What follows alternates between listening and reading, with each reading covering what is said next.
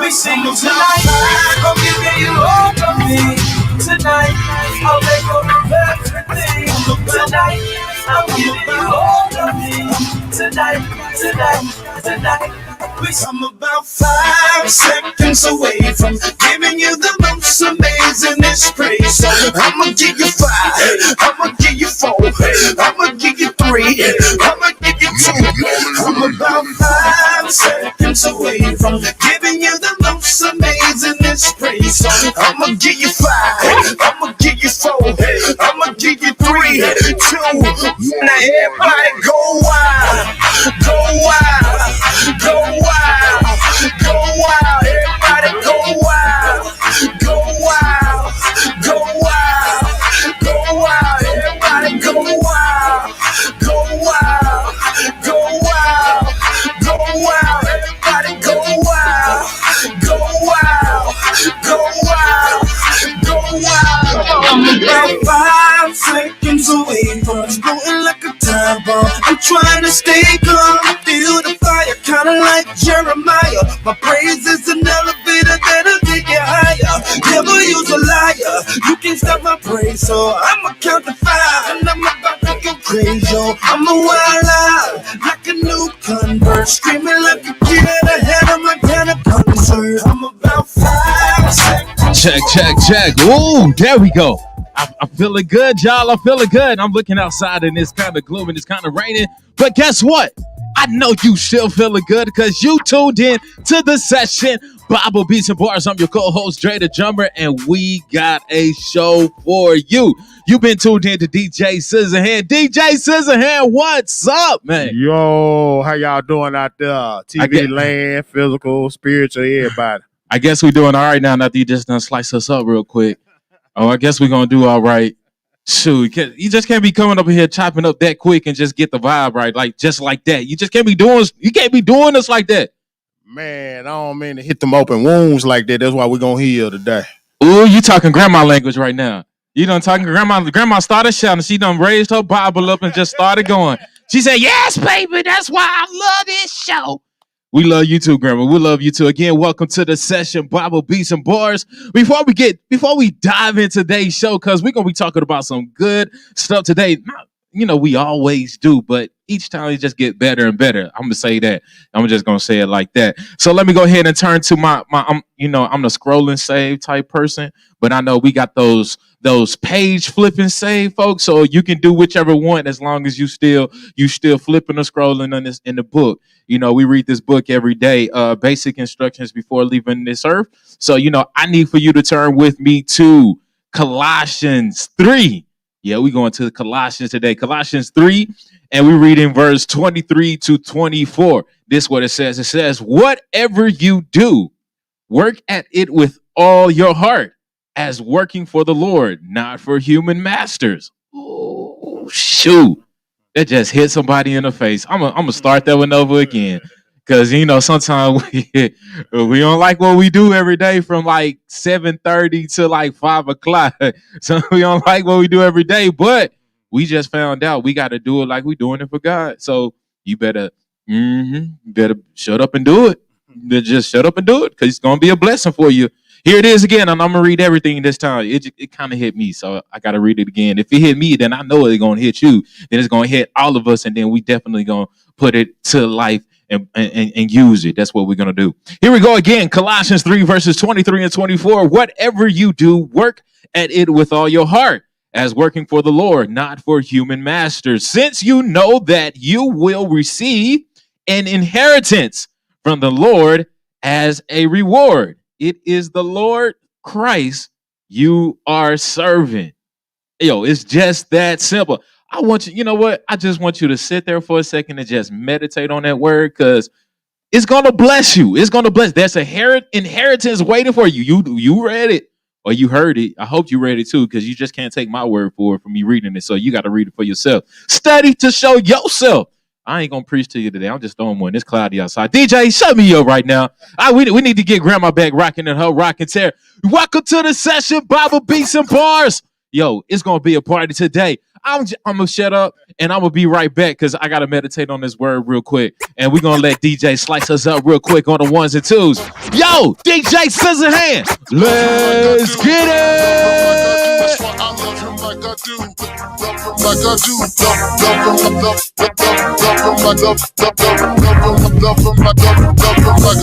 Getting on until you first, pastor the church, my folks and friends, listen to these words. See, God saved me from myself when no one else was around, and it was only by His grace, His mercy, His favor, cause I know I don't deserve all the love He showed me, how He let me know He never gonna leave my side. That's why I love Him like I do. I love Him like I do. That's why I love Him like I do. That's why I love Him like I do. That's why I love Him like I do. That's why I love Him like I do. See, I got a testimony how it saved my soul. When I was just a sinner left in the cold. He needed a second chance, save me from myself. Came to my rescue when I needed help. You wanna know why I love Him like I do? That's when my enemy said I was through. He took me from the bottom and put me on the top. He laid His hands on me, and now I can't stop.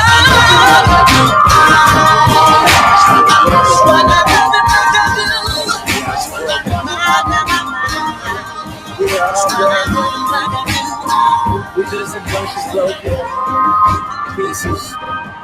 Yeah. Broken pieces. Yeah. I'm just a broken instrument in the hands of the greatest. So if the notes are off, it's cause I ain't nothing to play with. And you can fault me, but ain't we all off key? Majoring in the minors like ain't no errors behind us. Somehow he still makes these melodies with my felonies. I ain't buying nothing, they selling me what you selling me. Broken pieces acting like we ain't crap. Then we all messed up and can't no one escape that. We broken people, came from broken homes. Broken hearts inside of a broken soul. Alcoholics to addicts, English African Arabs. Ain't no riches to fix it, you still broke when you have it. If you ain't breaking bad and you still chasing a habit, it ain't no wonderland, so we still chasing a rabbit. Ain't a soul on the planet that's better than another, and we all need grace in the face of each other.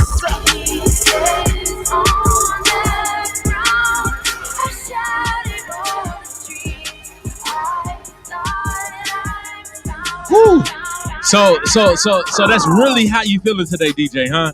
You kind of you mixed on crunk mode and chill mode, kind of like how it is outside. Yeah. It feels good as heck outside, but it's storming. So you like, man, I want to go do something, but I don't know if I'm gonna get caught in the rain. And man, then you go out there a little bit too long, you're gonna sweat because it's a little humid too. That too. We in that weird part of the summer. That weird part. We don't know if we want to be outside or inside. We just got too many emotions going on after being on punishment for no reason. But we're gonna get over it. We're gonna finally get over it. We're gonna get used to being around people again. Cause have you ever noticed like you walking through a place or somewhere and then someone like there's enough room for both of y'all to walk through, but someone was standing there and waiting until you walk all the way by, like it's gonna make a big difference. Man, you know what? I really hadn't even emerged back in the public like that. I still been in the crib. Oh shoot! It. You just come out to work and then go back home and hibernate. I go back home. See, you playing this safe. You playing this safe.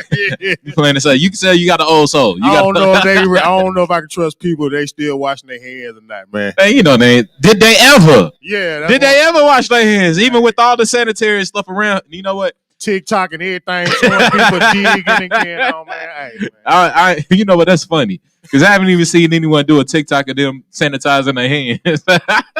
It disappeared, didn't it?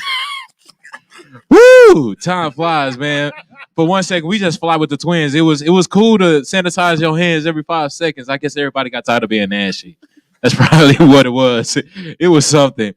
Welcome back to the session. Bible, Beats, and Bars. You're tuned in. Each and every week is always going down. But you know, it's that time to show to bring that bring the homie to the stage. You know what? I didn't hear from him much this week, but I'm thinking that he probably had some rest. But when I walked in, he was like, man, bro, I ain't sleep this week. I probably slept for about 5 minutes all week. You know, I just get 2 seconds sleeps, and then I just got to work. Got meetings all day. But you know what? You know him. You see him in the community. You see him on TV. You hear him on the radio. You see him on the internet. He's just everywhere. I don't know when he gets any rest. He's boots on the ground. He's always got a plan, and he's always planning something. Ladies and gentlemen, make some noise. Yeah, you can make some noise at home because it's just that time. This is family time. It's you got to make noise during family time. So, without further ado, make some noise for the man himself, boots on the ground, Minister Fred II. What up, homie? How you feeling? Oh, okay, DJ. That's how you feeling? Yeah. Hey, it's up. Hey. Everybody say what? Just a I minute. love like a yeah. Oh, y'all on one today. Yo, I Y'all love on like 1, 2, 1, 2. Say, okay. So I can only imagine what the end of the show is going to be like. You can't be doing stuff like that. Okay, DJ, you're going to be on timeout for a second. No, he died. You keep doing what you doing, dog. He going, okay, keep doing, okay. Stay All right, efficient. fine. So, keep doing it, DJ. Fine, I'm going to bust y'all out with got my hooks. Got me dazed and confused, man. Hey, I don't know what I'm gonna do what's now the with day? it. What's the day? Okay, hey, welcome. Hey, man, I'm excited, bro. I'm excited too. How's it going? How was your I'm week? good, man. It was a full week, a very good week at the job. Do you A lot not of have good a things full week? going on. I mean, You got like 2 weeks in 1 week, right? hey, he got me on that one. I'm gonna get him though. I will get him before the night. Yeah. No, you can't get me back. No, that was from last. Yeah, that was from last. 'Cause I told you I was going to get you back. See, you never know when or where. But I was coming back in retaliation. Yes. Yeah, that was up. Okay, I got you. I'm gonna let you have that one for real. Yeah. Okay, I'll take it. No, but it was a great week. I work with a lot of residents. So I'm really excited because we're doing some really cool things at my job. And I had a couple of residents who were like really nervous about stuff.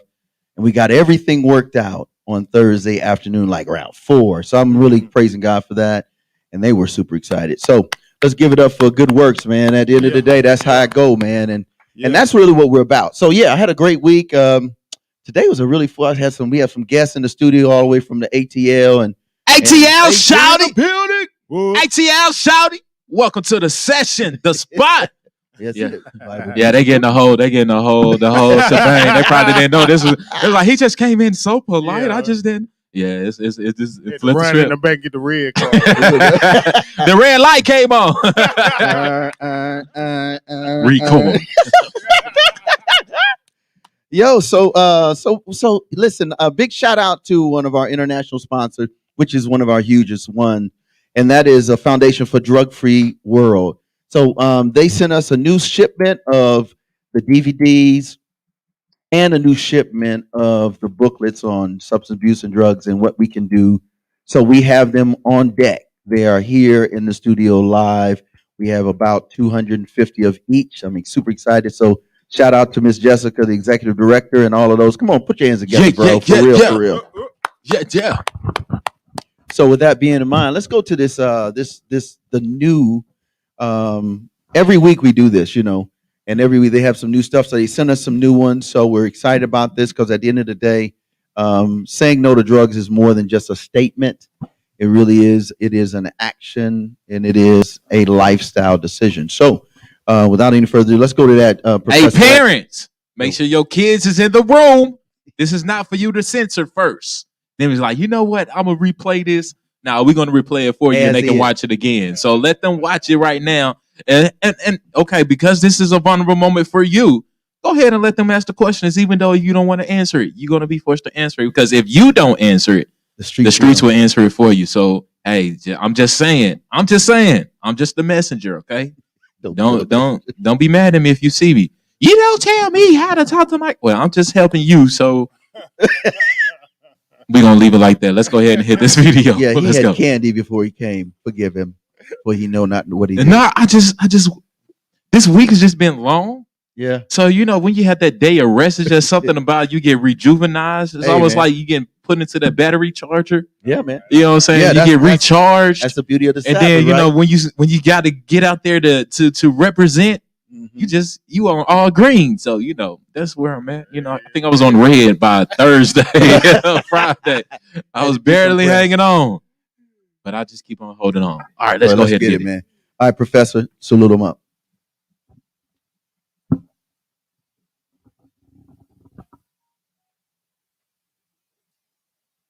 Low. Yay. Diesel, white, rocket fuel, Powder. nose candy, yo-yo, Snow White, Coke. Dust. Cocaine. You have no clue what demons and problems that you're about to encounter when you decide to do coke. Cocaine is manufactured from the coca plant. There's a certain process where they extract the actual cocaine properties from the plant and they refine it down into a powder. Even though it's basically considered powder form, when you buy it, it's still kind of clumpy because it comes off a block. Cocaines can be cut with glass. It can be cut with Drano just to get the users to get that first burn in their nose.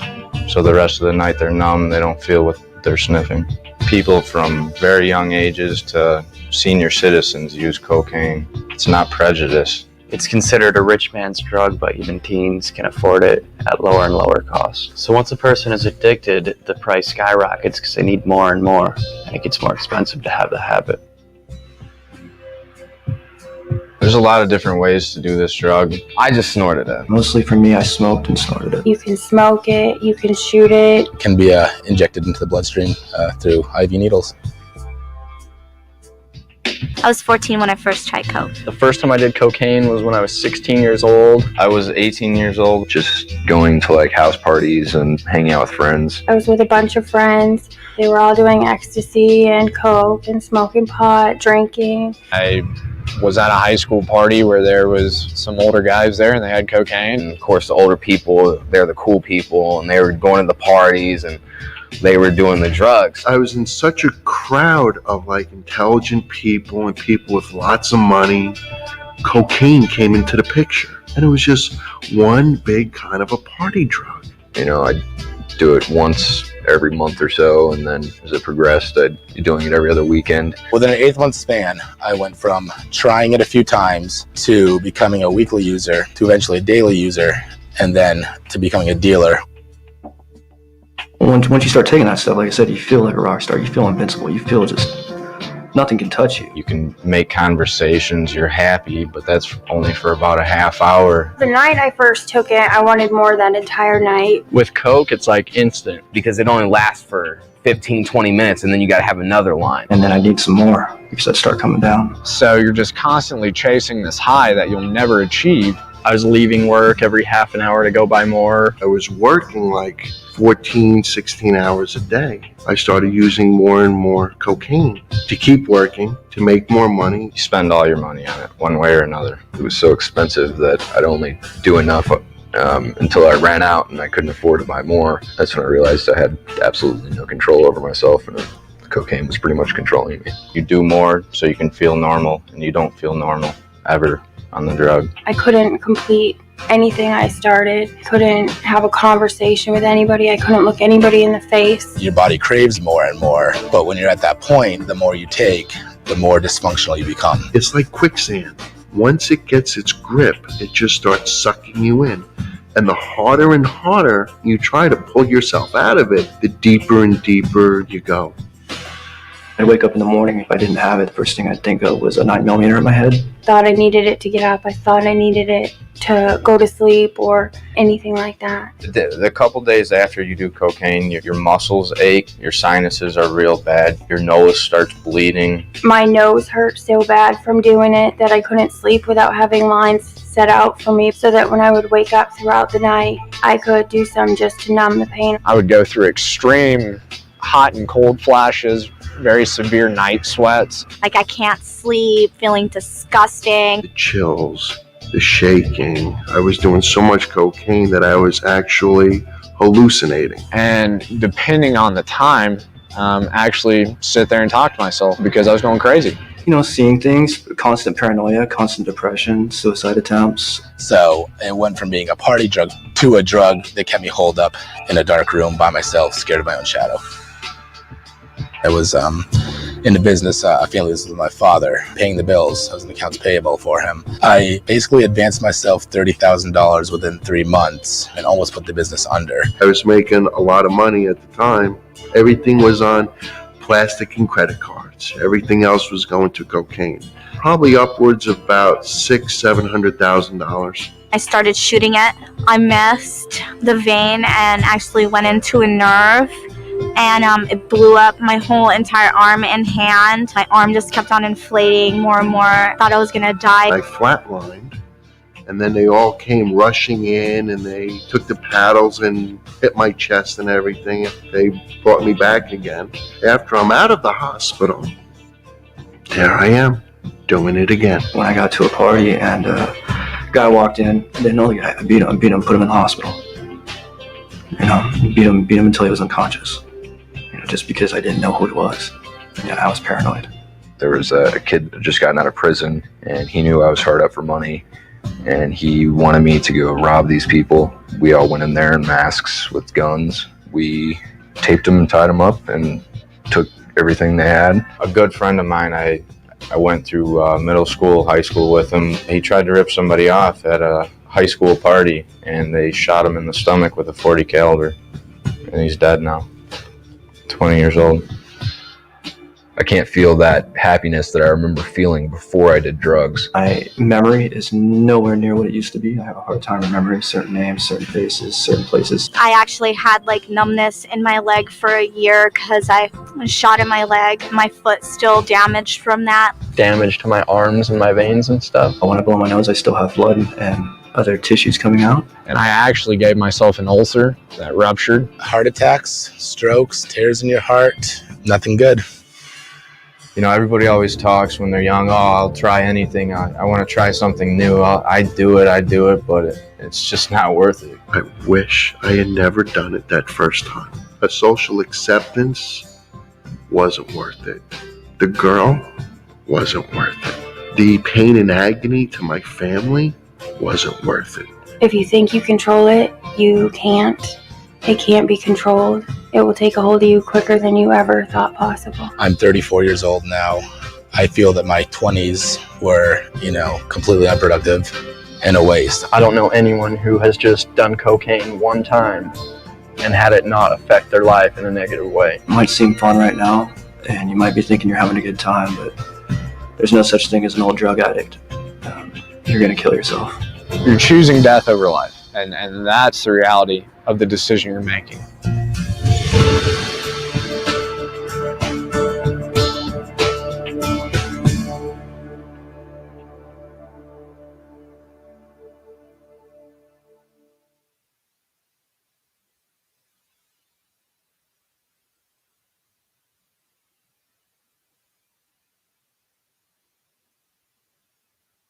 Really, what'd you say, bro? I said, it seems like you can't be in love with the coca. Yeah, the coca will mess you up. Coco. That's the wrong kind of coke. Big girl, That's what these guys, what they still call it. That's And then it's so crazy that those names still go transcend time. Yeah. We probably heard that those names have been around before my time, and they still, we still kind of twist them up, put them in music and stuff like that. But it's just crazy to hear people go through the journey downwards after that try. Right. And they always use, and I find it very ironic that they use this F word very loosely when they first tried this thing. I was around friends. Yeah. Around friends. And in my mind, I'm thinking, if they're your friend, why are you trying this? If they're your friend. Or is this a level of your curiosity and you wanted to be around people who did it? Because you are a product of your association. Yeah, I think it might be a combination of both, and I think this is really good. That's a really good question, and when we have our guests, I think that might be a good question to ask him from his perspective. Yeah. One of the guys in the video, he did say he was in a situation where the guy got out of prison and took on his vulnerability and had him do a stick up. Yeah. So it's just so many different ways if you can get trapped in this thing if you don't have real conversations with a loved one or someone of importance to your life. You have to have these hard conversations, especially if you're approached by someone random. Because we also heard in this one that a high school kids was having a high school party, but there were two older people there. So my mind's like, if this is a high school party, why are two older people there if they're not chaperoning? And the chaperoning is a very broad word Right, today. chaperone is very broad. I was going to say that's the question is what kind of chaperone? Hey, that's what I'm saying. That's where my mind is at. So You know this what is I mean? why I feel that I'm very appreciative of my parents always vetting different people's households before they allowed me to spend time there to make sure it was an environment that was safe for me. So I feel that all parents should take time to vet the environments that their kids hang out in because you never know what the dynamic is in those four walls. And I think that when we make that a point before we give the information to vet all associations as it relates to your kids and yourself. Ooh, in the house or the home or the apartment. You just dug it deeper then. Okay. I'm just saying, like it's factual. If you don't know the family, the parents, the guardians, you don't know them to like have a established relationship. And you're like, yeah, just going over there. Yeah, just come back by 5. And we see it all the time. Kids go over somewhere on their way somewhere and get abducted, or they were last seen at somebody's house, or this or that, or violation takes place within someone that we thought was closest to us that we didn't realize was too close. Yeah. So it's friends just like that, you don't need enemies. Right. Well, I don't know. We should drop that friend. See, there you go, cutting them up again. Somebody got that one. Somebody got sliced with that one. Unfortunately, I saw all that. You know what I'm saying? Just mind over matter for me. Wow. Now you just set someone free. You just set someone free. Mind over matter. You know, sometimes we give the devil too much credit. Come on now. Come on. Sometimes it's just us. You got to look at what you're doing. So let me dig on that one deeper. What if we're our own devils? Because we have to think about it first before we put it into action. If we put it, if it becomes a thought, then it also becomes an action. So are we in return being our own devil by giving in to those dark thoughts? And we talked about that, I think, last week. We talked about that. We did. Power touch of on choice. Yeah. Free will. Free will and choice. And so, again, I think when we have this conversation today, and we hope that you are you're taking this in, folk, because at the end of the day, we don't know what's going on within your four walls. We really don't, but we care. And everything that comes off this stage or to you or through by way of our YouTube page or Instagram, we're really intentional about you gleaning what you need, taking it and bettering yourself and others in a way that you are transformed into the likeness of not just God, but a better you. And this goes for the young people as well. Yeah. Because these are practical things or information that you can use in your everyday. You're not always with your parents all the time. Right. You're always around people who don't have the same opportunities of information or the environment that you may have. So you could be that environment for the, hey man, I got this number for you. Yeah. Hey man, I know where you can get some help for your parents or for your loved ones. Because sometimes, and I find it is to be more often than not that the child is having to be the adult to keep the family together because of this situation. So this is great information for young people as well to take in. It's like, there is a way to help your family. And that number is very simple. 3 numbers, the number 2, the number 1, the number 1. That easy. I want you to put it in your cell phone, your smartphone, your tablet, your whatever. Just put in there with the notes 2-1-1. And all you got to do is hit talk. And you will get the crisis service in your area. Every city, every county, every state has one. We have crisis service of North Alabama because this is a North Alabama region. Tennessee has one. New York has one. Atlanta, boroughs, whatever. There's one in every county in every state. You know what I like about that though? Yeah. That the number stays the same. Woo! It's like Jesus call him up. See, where's my shout button? Where's my? You do it every week. I need a shout button. Hey, you Where sent is me my that. shout button? Need that. Dun-dun. So anyway, that's what it is. 211. Make sure you check it out. Again, we have packs here, the book list. We got all kind of stuff here. You always can go to our website, nomoredirty.org. It's up on the screen. 256-698-9749. You can get at us immediately, and we'll get that to you. All right, so we gotta do the intro, but I listen. I wanted to set the intro up really like super dope. So I said I was talking to Scissor. I sent the text. There it is. You going hard? Oh, Nah, that ain't that's not the word, right? Oh. So I was thinking, and our guest is really a cool dude. So I was like, okay, Lord, how do you want me to set this thing up? You want us to do a bars for bars? He said, no, that's at the end. He said, but why don't you play a few of your songs? Like, we got a song called Famo. It's off my latest album, Quarantine. And this is a great segue into our guest. And so without any further ado, this is Bar for Bar, Famo. Let's go. What's up, my guy, man? Yo, Famo, man. There was a government. What you doing out here, man? Get right, man. What I'm doing, man? Man, come on, man.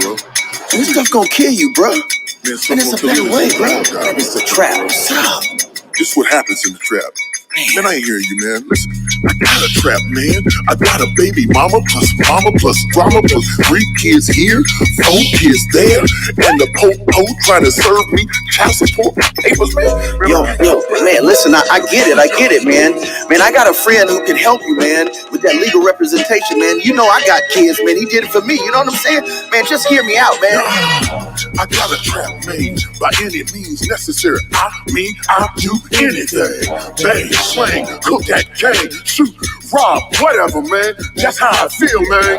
Seeing my mama work 2 jobs, no benefits, and y'all call this an American dream? Nah, I'm about to get this money my way, bro. They call me king, I got a throne in this here trap. Man, I get that, but man, listen, man, that ain't the right way, bro. Listen, I saw your mom at the grocery store on my way here, man, and man, she was just in tears, and she hugged me and said, all I see is death and murder and misery. Crooked cops getting off without penalties. Plus, man, I see these cases getting dismissed all the time, bro, and they gonna say it's a black and brown thing, man, please. It won't be black and brown. Dr. King and Malcolm X both, man, and they was on 2 sides of the thing, and they still said, man, you gotta be in the system to change the system. I understand this, bro. So that's why I want you to come with me and get ready and vote, man. Come on. So what a brother gonna do? All I know is trap bad dudes and worldliness goons, man. Snakes on every hand, waiting to catch me slipping, man. So I pop pills, deal with the ill, dance with the devil. I know it might be my last deal, but I'm paranoid. Man, that's why I sleep with a clip, man. I smoke L's. Help me, man. So I don't want this no more. I get it. So here's the deal, man. I'm gonna be transparent for a minute, man, because I got out of this thing and I want you to know how I did it. Here's how I did it. Yeah. 1, make a simple decision. I'm out of the game. No matter what, I'm done with this trap mess. Self-destruction. I'm determined, man. I'm getting my family out of this joint. And then number 2, I asked God to send me some help, man. He sent me Minister Fred, man. Listen, here's his number, man. 256-698-9749. NoMoreDirty.org, man. Call him, famo. Call him. He ain't never sleeping. He ain't never asleep. Call him. That's what it is, man. That's what it is, bro. I ain't gonna lie. That part is kind of catchy. It remind me back in my teenage years when Mike Jones used to put his telephone number in his songs. Yeah. And I don't think I never. There was never a song that he at least had 2 songs on his mixtape. Yeah. Call me 214 Texas, baby. 80. Okay, I ain't gonna put the number out there. I don't even remember it, so y'all don't even crucify me like that. Woo! So all right, man, what's up? Let's introduce our cat, man. I hope y'all enjoyed that joint. Y'all give me some reading music, DJ. I need some reading music. Yeah. Cause I got this bio this week, and this bio was so dope. I wish I could give you all of it. Okay. But I'm gonna give you this line because this line is so heavy that I really need for him to talk about this one. I'm gonna tell you the name at the end, but I just gotta give you this short piece of information. Listen up to this. It says, growing up, we understand. Hold on, let me get my mic together because this thing is good, and I need some glasses, but I don't want them. Where's your glasses, bro? I don't want them. Okay. I'll go get it one day. I just gotta get some cool frames. That's all. That's all. I gotta get. I gotta get some cool. I know, right? I got sleep too. I gotta Two get out of some. three. That's 2 out of 3. I gotta get some cool. So just because out of the mouth of 2 or 3 witnesses, it ain't verified yet. Until God says it's verified, and God says it's gonna verify once I go to the doctor. Did you say that, Lord? Okay, that's what's up. Here we go. It says, growing up, we understood that it was an obligation to stand up to injustice in our community and others nationwide. The upbringing led my choices. Oh, there it is again. This upbringing led my choices professionally regarding degree and career choice. Individually, I found myself reading the newspaper and staying up to date with the current events in the community.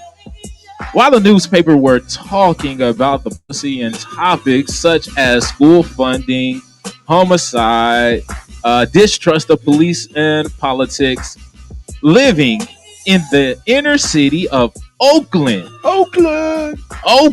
Bayer. I saw the effects of the policy choices that faced the city that was the fourth most dangerous in the nation in 2009 when I like this line right. Hold on, I gotta go back and get that line again because this line is dope.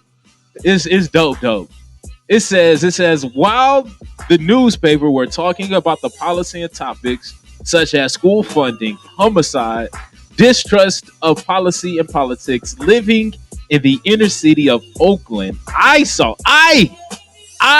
the effect of these policy choices that faced the community, the city, that was the fourth most dangerous in the nation in 2009 when I graduated.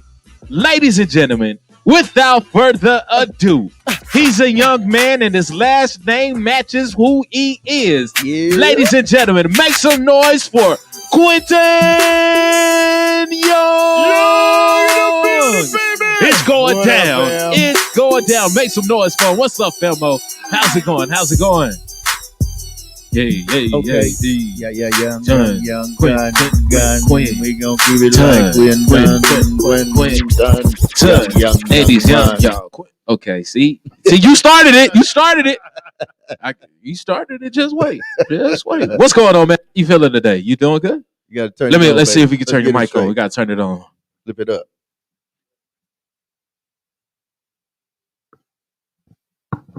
There we are. We in there. We in there now. Okay, cool. You can turn it. You twist it. So that way you ain't gotta bend over, bro. All right. Go. You straight. Just stand it up. Yeah, let me go ahead and get you straight. Yeah, let's get you good. What I gotta stand it up? Yeah, stretch it out. That's cool as it is. Oh, okay. Hey, I'll get more comfortable with it. Yeah, there you go. Hey, welcome to the show, man. Let's give it up for my man Quentin Young, man. Welcome to the session. Thank you for having me.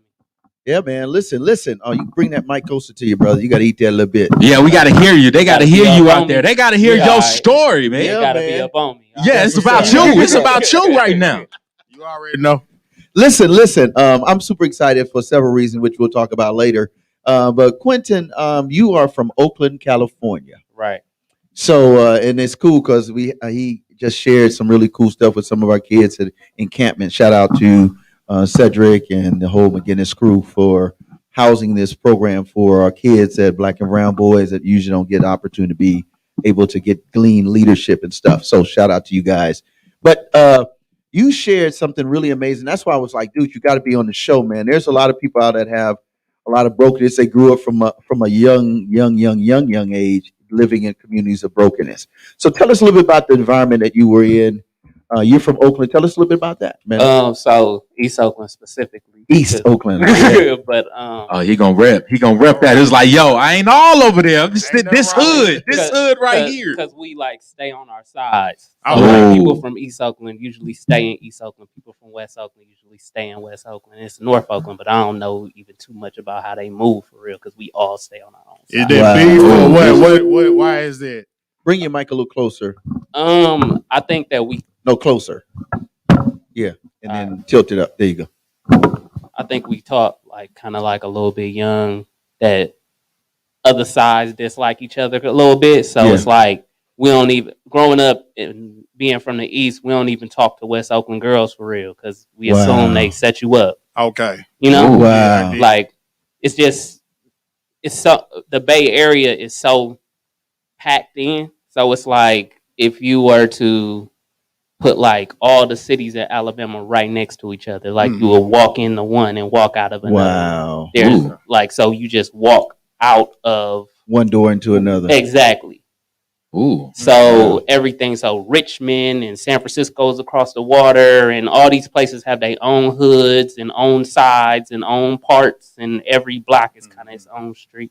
Like Ooh, like that gotta New be York, stressful. everybody Like has it, I okay, this is my stop. I can't go no further. I mean, you can, but so your relatives, are they spread it out or also in that one? So most of my people are from San Francisco. So Okay. San Francisco, they politics a little different.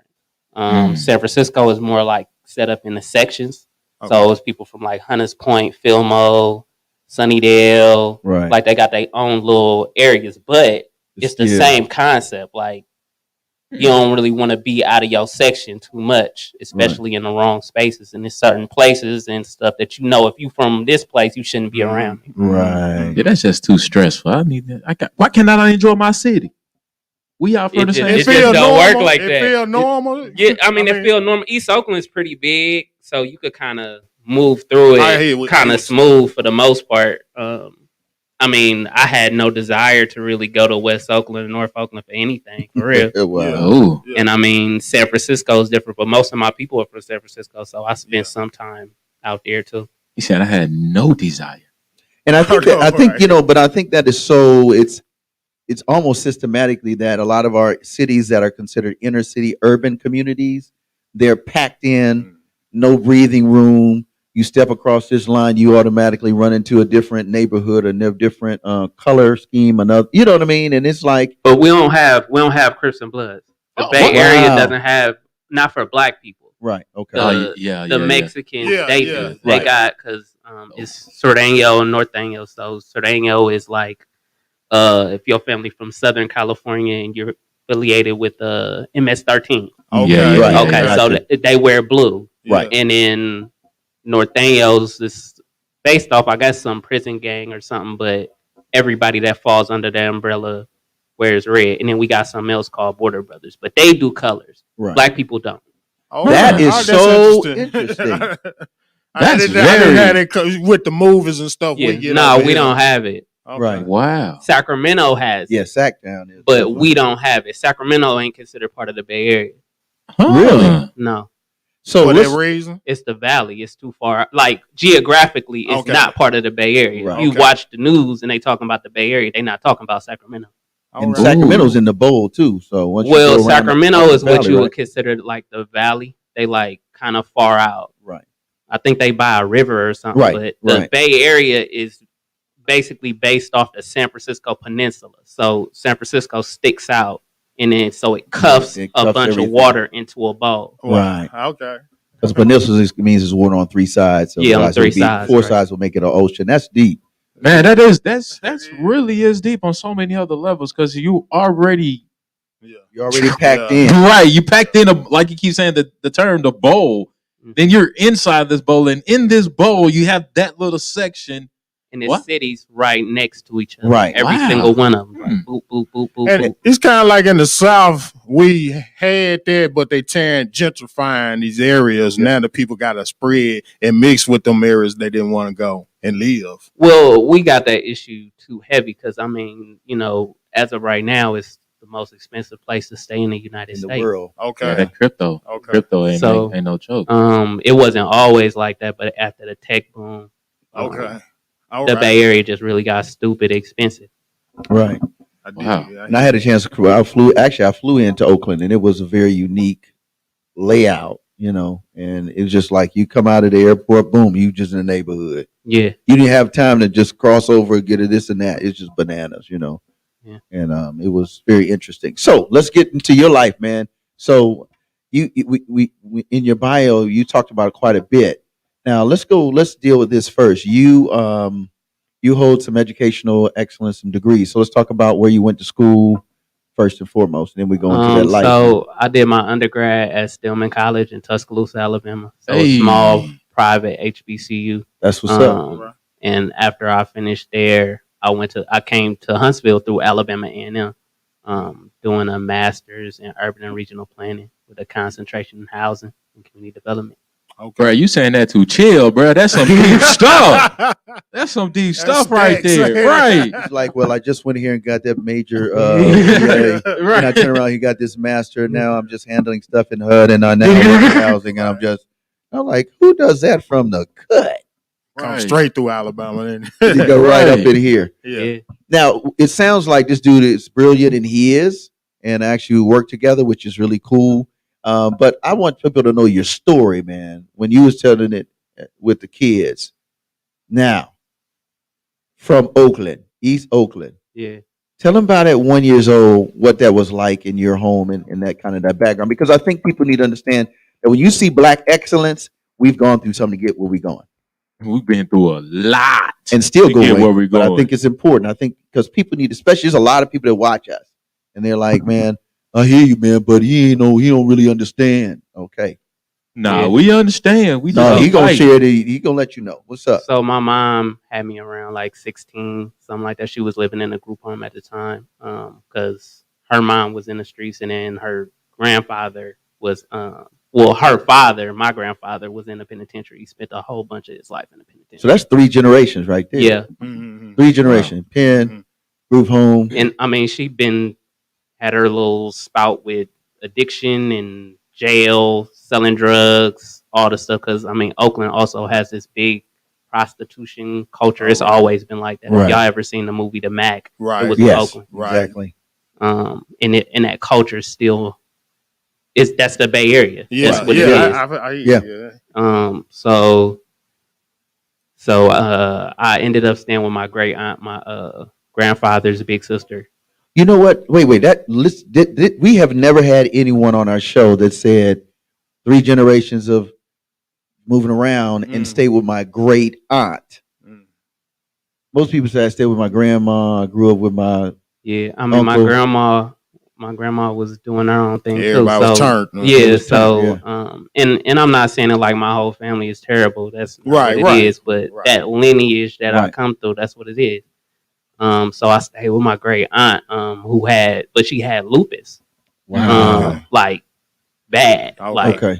So I think the early stuff I remember, like first grade stuff like that. I remember I was probably like 7, and she had like a stroke. We was in the bed watching. I forgot what we was watching, and she just had a stroke.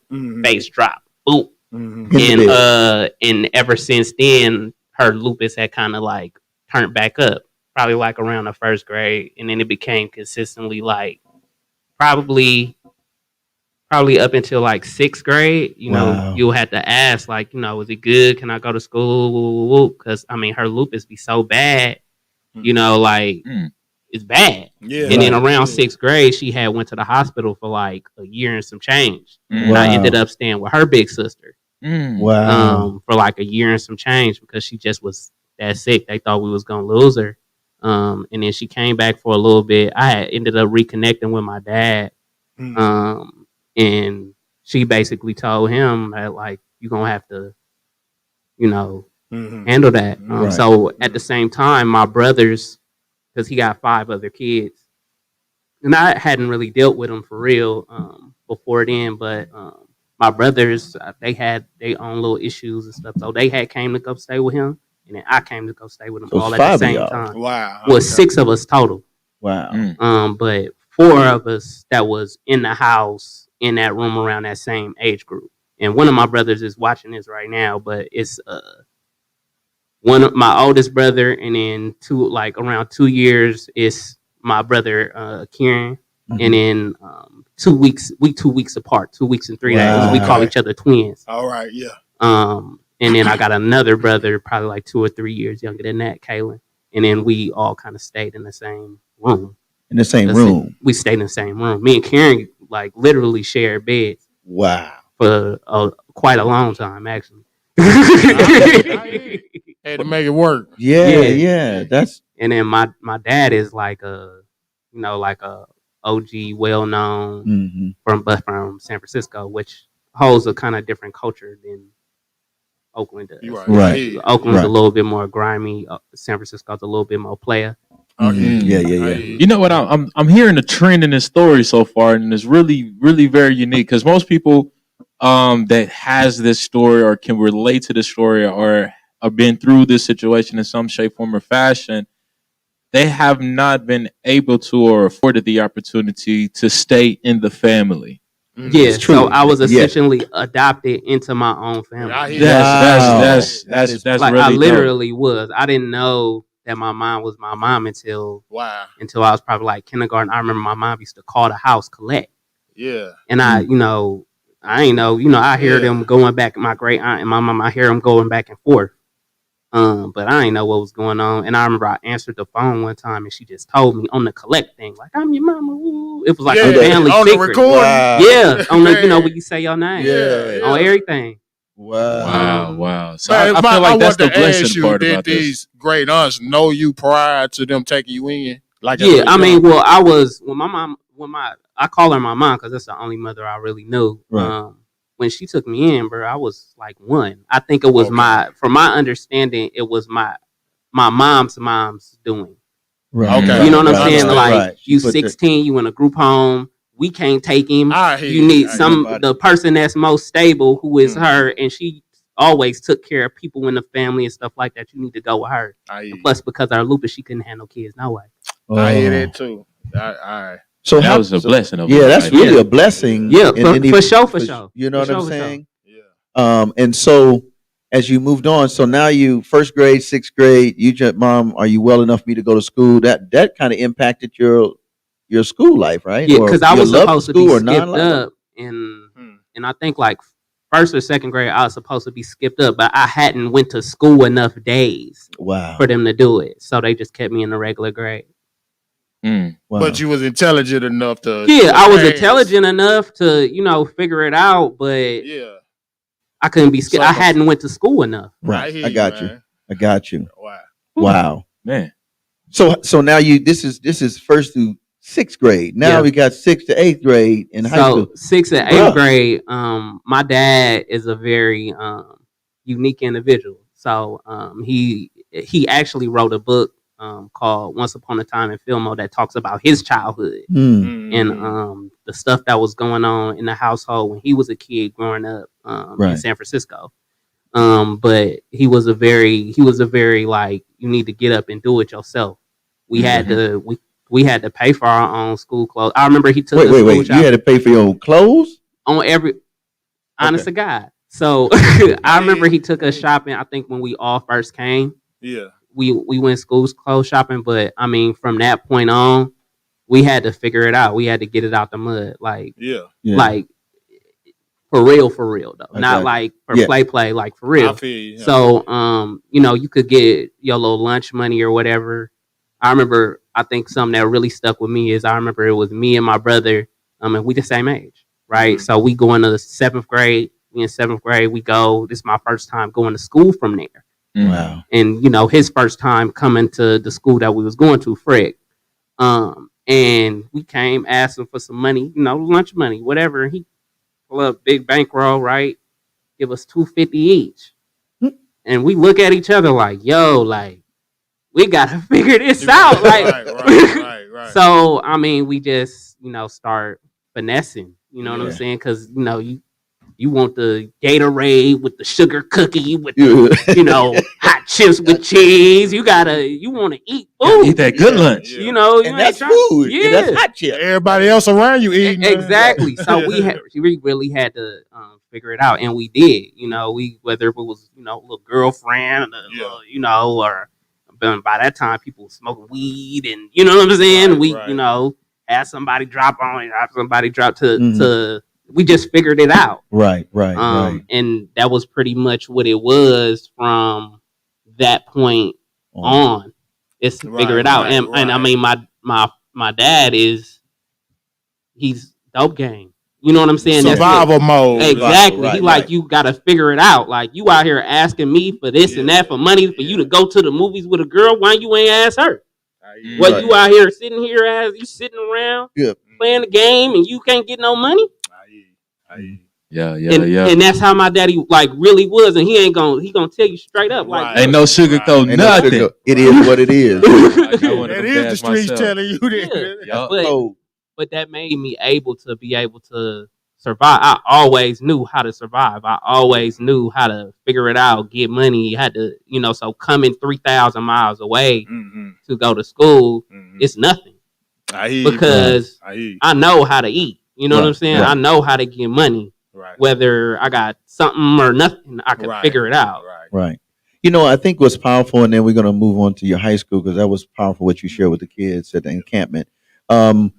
It's interesting, the scripture says that God can take the evil and he could flip it for good. And in the most toughest, challenging situation, as obviously you've shared with us, and I want to say this to everyone listening, one of the other reasons why we do this is we try to make sure it's transparent, it's real, there's application, and there's realness, and we appreciate you sharing that, because there's people that are going through stuff, bro. Right. I already know. They're going through, and we work and going through all day, day. You know what I mean? And so now you high school, you mastered the game, you figure out how to make it because you ain't getting it from fam.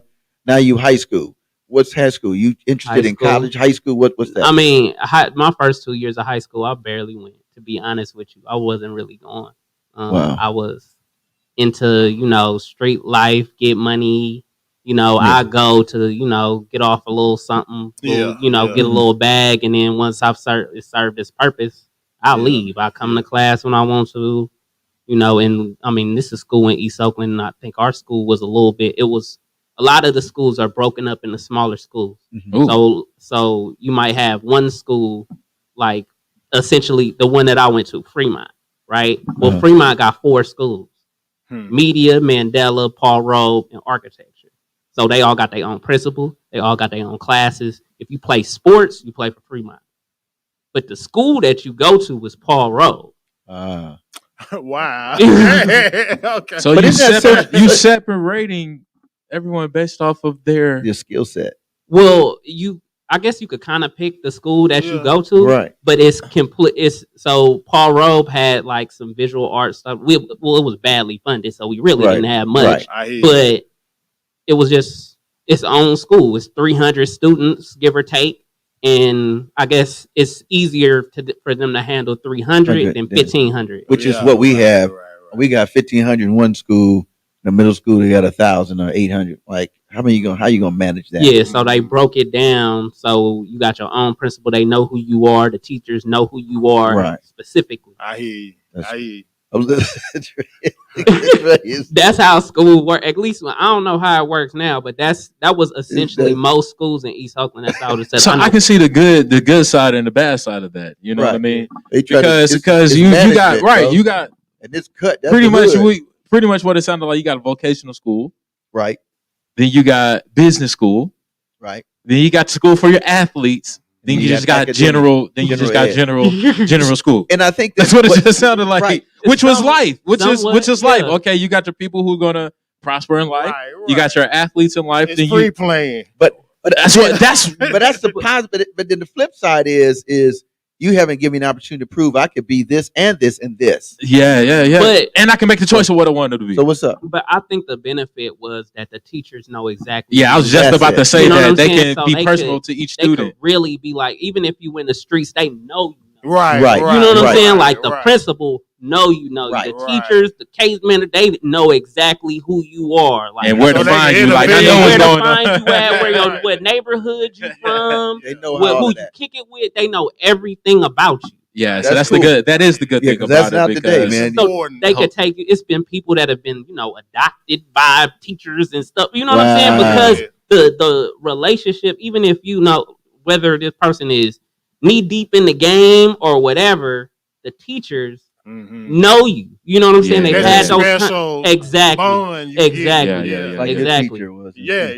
It's like your teacher. We doing this documentary, and his teacher is like super dope. I mean, that's how I made it. to be honest, you know, the fact that these share that. That's where I want to go. Share that. So you in them streets. So you doing school. So essentially, I was kind of trying to make the decision if I was going, you know, drop out or, you know, what I was going to do. Yeah. Right. So that's around, I guess, like after sophomore year. In that kind of that summer, it was a real turned up year in the streets. It was lit. And I was, you know, getting to it. But our neighborhood had a lot of stuff going on. It was hot. What you saying? Well, so I mean, we had. So I guess to give context, like I said, it's like street. It's close, but the next street over ain't affiliated with you. They're their own thing, right? And I mean, so if it go like this, if it's in squares, I mean, this on this corner and this corner is two different streets, right? So they do their own thing. And so we had issues with the street over. We had issues with people moving over and living on our street, but they from somewhere else, right? And they trying to do something, and you know what I'm saying, like. All right. So essentially, it was something like that. And long story short, there was a shootout. All right. That I had essentially just left, and Fred know the inner details, because he heard me tell the story to the kids. But essentially, I had left like late at night, and I had intentions on coming back, but it got shot up. And you know, 2 older dudes died, D. Craig and Fame. You know, rest in peace to them. And a couple other people got shot, but I had just left. My dad literally thought I was there. He didn't know I was in the house. So I remember when the shots rang out, I'm in the room on the phone, but I had literally just walked in. So not 2 minutes after I walked in the house. It was a shootout. Wow. And I remember I heard him come out the door. Where Quinn at? Where is he? Whoa, you know what I'm saying? I'm like, I'm here.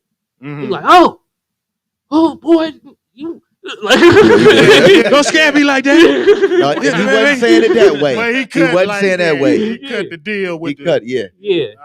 So wow. I mean, and from there, I kind of made the decision. Okay, like I'm gonna still get to do what I do, but I need to at least graduate from high school to have an option. Right. To do something. Right. So I did summers. I went back when we went back to school. I really dug in, like, cause I ain't stupid. You know what I'm saying? I just wasn't there. Right. Like teachers was trying to pay me to go to school. I still wouldn't come. You know, like literally. So they had a change in administration. They had, you know, a new principal. They actually first they brought on a case manager, and I think his coming really changed the school because it brought that other buffer between the students and the teachers. Let me interject. This is why we're fighting so much, even in our area. We have in the school system. That's one of the things we're saying. You need case managers. You need social workers that work that have that master's degree that know how can build that relationship between the vice principal, the senior counselor, advisor. That's good, but you got life going on, like my man. And you like, man, I need to talk to somebody. I'm a bus. We got police that with no buff in the middle. Right. You just straight up charge. So that is a blessing. And I think that's something his coming really changed a lot because I mean we still kind of doing what we do, but it's that buffer. You know what I'm saying? That he knows he really knows what's going on. Right, he know that somebody don't got a mama at home at all. Right. You know what I'm saying? Like for real. I remember he adopted one who he adopted passed recipe and Rob, but you know, he really helped him get on track. Cause I mean, everybody in East Oakland is in the hood. Right. Wow. You know what I'm saying? Like the whole flats are the hood. Period. Wow. Flats. So because it's set up like it's water on one side and then it's flat and then it's mountains going around. So the Oakland Hills is where people with money got. If you stay in the flatlands, you low to moderate income. Period. Right. And so I remember you said when you were speaking with the kids that you had an 0 GPA. I had 1 point something first year. Right. And then I had a 0.5 the second year. Wow. Like I really wasn't going. And I think maybe the D was in, I don't know. It might not have been PE. I don't think I was going to PE. So it might have been something else, like in another class. Yeah. And then I had to consistently get, high grades to balance it out. So 3-point this, 3-point that. But not only that, I had to take other extra classes. My senior year, I was taking 9 classes. Wow. Like doing stuff after school, independent study, all that, just to balance it out. Taking 2 Spanish classes and just really, I still don't know Spanish. I just kind of finessed my way through, but it took a lot. I was going to school, probably like 8 to 6. Wow. And and your motivation was from the incident. My motivation was that I just want to graduate. Right. So I didn't have a graduation worthy grade. You got to have a 2.0. I didn't have that until literally right before graduation. When they released the grades, right. It had crossed over. Right. But I mean, I didn't have that, and I had one of the teachers had he taught physics and chemistry type stuff. But young white dude from from America, Mr. Woods, he had gave me a credit card and told me to go pay for the SAT in the case manager, Mr. Foster's office, who I was already close with. I still, even when I was getting my grades together, I wasn't there on time and stuff like that. So I had close relationships. So I just finessed a little IWE in the independent work studies first. So if I came a little late, it was fine. I ain't missed nothing. Right. But that's who I was close working with anyway. So he told me to go to his office, pay for the SAT. I went, took it, got a 1430, which is solid. Wow. Right. And then ended up finding they had a field trip to a Black College Expo at City College in San Francisco. And I wasn't supposed to go. I had called my dad, last minute. I came a little late. They was about to go. I knew nothing about the field trip, so I guess I probably wasn't there. I don't know. I hear you. But I had got to go, and we talked to probably 2 schools, but I mean, I had a 1.5 or something. Wow. But I mean, my SAT scores was solid, and I ain't study. Right. So right. So the counselor was there and be able to speak to he do got a 1430 and his grades have been consistently high since this certain amount of time. But high key, they were supposed to kick me out. With grades like that, they're supposed to kick me out of school, but they didn't because we got that close relationship. Yeah, know who you was. That's dope, bro. That's So I took it, and in 2 weeks before school ended, Stillman had called me and told me to come up here, and my mom had borrowed money from her partners, so we could come up here. Oh, your mom came and okay. She flew up here, and we flew down together. In high key, I had a baby on the way. Come on, wait. I still got my baby right now. I'm taking care of my baby right now. Yes, sir. Yes, sir. But everybody up here is daddy's. Surrogate. Her mom is in San Francisco. I take her essentially by myself right now. I'm engaged, so now I'm starting to merge the family. But it's been me and her for a minute. But I think that's important, and I think with 2 points I want to bring out, and then we're gonna do a wrap. But what's amazing that you said, Q, is that in all of that getting, you were determined in spite of all of the mishaps, the mistakes, the bad choices. And then when you finally did make it, things just kind of opened up. It literally, and I think that's important because a lot of times we think, well, we're in this bubble, when life is so bad, we're like, this is a hellacious situation. It can never be better. Mm-hmm. And it just takes one good decision to overturn the bad. And I'm so grateful that you did that. You jumped on the bus, went to Stillman, didn't know Adam from Adam, didn't know what it was. You just like a field trip. I want out. Yeah, I mean, because it's an understanding, I think, early. I ain't going to say it's just Oakland. Anytime you come from a wild urban neighborhood, the goal is to get out. Right. And entertainment, it got it backwards. They glorified like we want to be stuck there.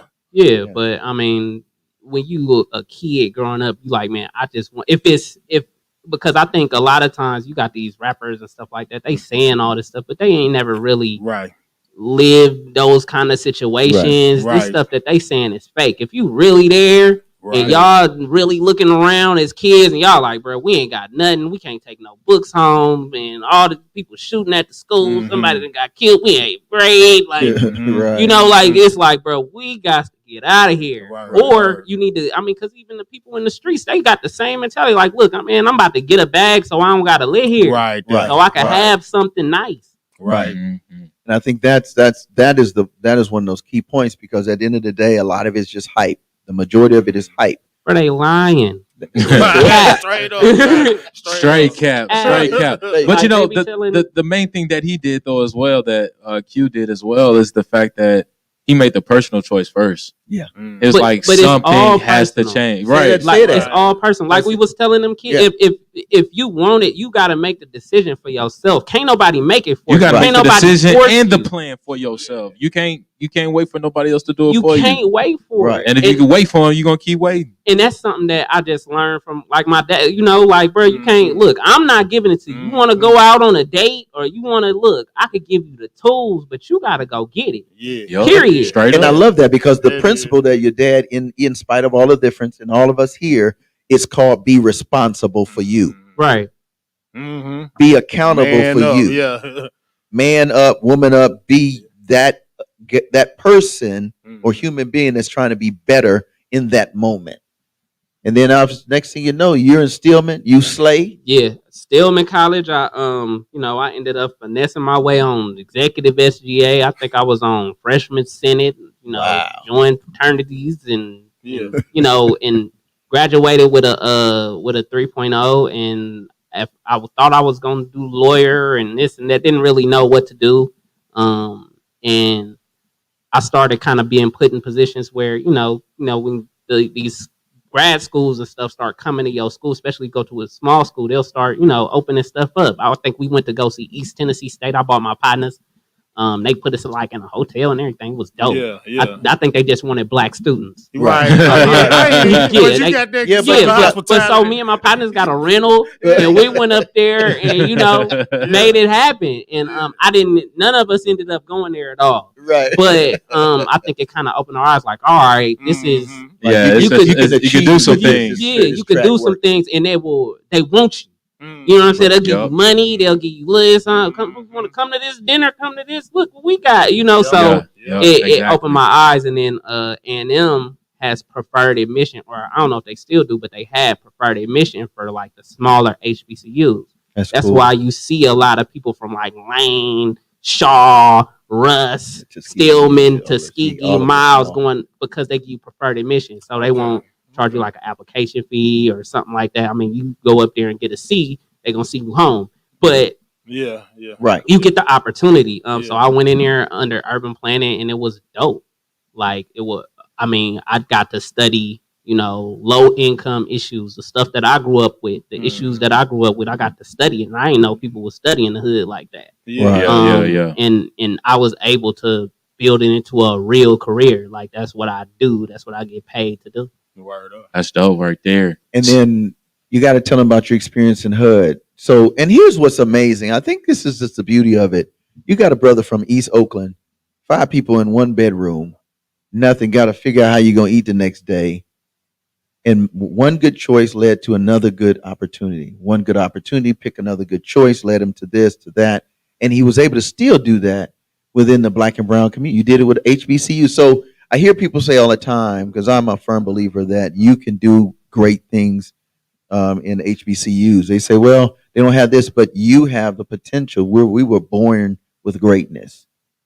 So now if there's a better deal, I get it. But don't underestimate who you are and the culture in which God has blessed you to be from. I feel like HBCUs are the best thing for black people. It is. Bro, because it's you coming into like how people talk about like Wakanda or whatever, these places that it's all black, bro. The dean, the president of the school, the janitor, the lunch lady, the teachers, your classmates. It's probably most HBCUs probably gonna be 98% black. Right, straight like that. No matter how big they is. And so it changes your mentality on what black is, because I thought everybody grew up like me. Really, I'm the ratchet dude. I'm come baggy jeans, and everybody. I had top and bottom grill. You know what I'm saying? People was like, some of them like, yo, like, what? I remember they had speed dating the first day, and somebody asked me had I killed somebody. I'm like, yo, like, what kind of black people was y'all? All right. I feel. But but it really changes your mentality that people coming from money and they black. People coming from these kind of situations and they black. Black ain't a monolith. So you really, and then when you come out, you have nothing but black connections. I know people everywhere. I know people everywhere that do everything. Doctors, lawyers, accountants, any kind of profession. I could point you to somebody that I know personally.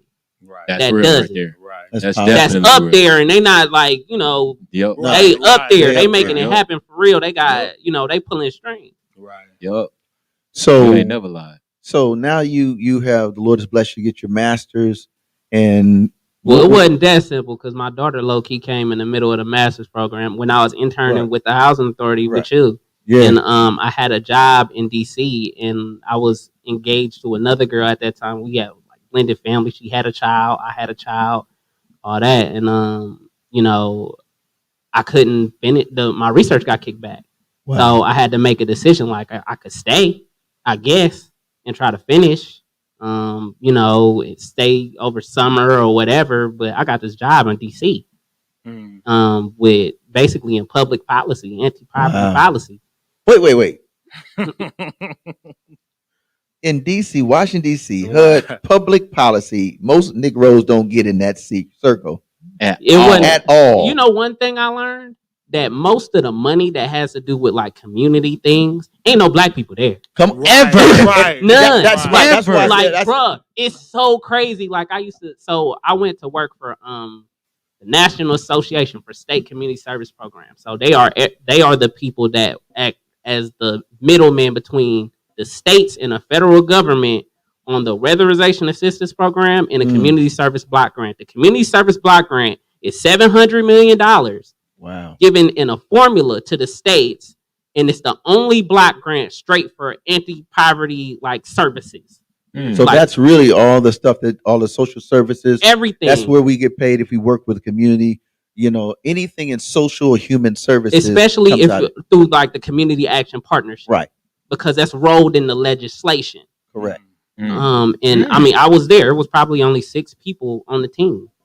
Wow. And I was there. I was the program assistant. Yeah. Wow. And in those meetings, I mean, I helped, you know, rewrite the, you know, the performance evaluation and everything. Yeah. But it ain't a lot of black people there. Like, I'll say this. It's because I feel like black women are everywhere. They like, they killing it. You can't say nothing. They killing it. They everywhere. Right. But to find a black man, you'll be hard pressed. Yeah. Like at the people really making decisions, usually white women. To be honest. Yeah. That's very white women. Okay, so we got to put our hands together for this brother. First of all, being in that space. Right. That's huge. It didn't go. It was my dream job, and like I ended up losing it because I was leaving anyway. But it was boring. Being that high, the bureaucracy, not working with people, and this is my first job, so I don't really know. And it just sucked. So how did it make you feel? Was you treated fairly, or? I don't think I was treated fairly, but at the same time, it happened for a reason. Like I had to learn myself. You know what I'm saying? I thought that I wanted to be in this high level, and I feel like I was being extra fake. I feel like I was I wasn't being me, and I got let go for not being me. So it's a different feeling when you get fired and you being fake. Right. It's a different feeling when you get fired for not being somebody, being somebody else other than you. So my next job, I was working for TD Bank. And I was able to come in lower moderate income area. I was working at the Rhode Island Place branch right outside the Saratoga projects. Wow. In Northeast DC. Yep. And it was dope. Like I was a number 1 banker my first full quarter. Like I ended up being like the team lead on small business and financial education. Like it was so dope. And most of the bank was black anyway, and it's hood. Okay. You know what I'm saying? I mean the branch that we was at. And it's hood. Right. Like, you know, I done seen people get beat, and TD Bank is all glass. I done seen people get beat up. I was in a robbery. It was multiple robberies, but I was in one robbery where it was like, give me the money. Yeah. He got some seeds. Man, he got man. I know firsthand. He been through the how I fire get for down. real. Yeah. Like he gave a note to me, like, man, I'll kill everybody in here. Man, all right. Give it up. Well, I've He been set it off, real. prepare you for set that. it off. He said it. It was crazy, man. Man, It I was watched crazy. Set It Off, but they ain't know it's gonna be on this type of level. Nah, Set it was. me off. It was. Yeah, it was me. Bruh just walked up through the note to me, and this girl that was right standing next to me, and she was pregnant.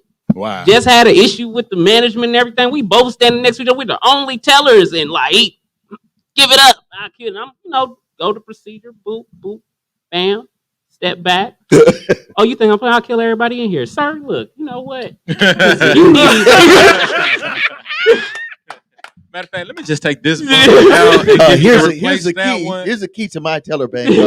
Come to find out, oh boy was like a seasoned bank robber. Because when I told my mom about it, like she was like, "That boy seasoned," because he never brought the gum out, but he had like a satchel, little messenger bag. Yeah. And come to find out, man, this man had robbed banks and had warrants for bank robbery in Virginia, Maryland, and DC. If you know anything about the DMV, it's all boop, boop, boop. Right. It's again And no then space. he was on parole for robbing banks.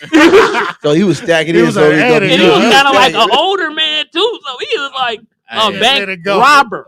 That man knew his profession. He said, "Yo, I'm only gonna do 5 years out of this 10." but I'm gonna have 100,000. Man, what? Because max they back already up. insured, so they gonna get their money back 100. Right. All they gotta know, all they need to know. Okay, we ain't gonna teach y'all Look that. at This him. is not what we here for.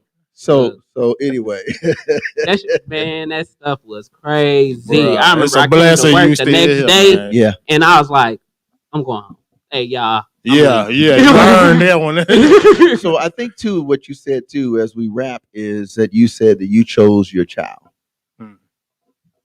How difficult was that? And That and I was the think hardest thing that I ever did. Because really what happened is I guess my being was going through her little issues, and my mom, like, so now my biological mom, because at this point she's kind of cleaned up and stuff. Oh, that's like good. that, Praise God. was kind of helping her. My family in general really helped with my daughter while I was gone. That was kind of like the deal, because I wasn't really wanting to go anyway. Mm-hmm. And they helped a lot, and my mom, my birth mom, ended up doing a lot or whatever, but me and her had got into it.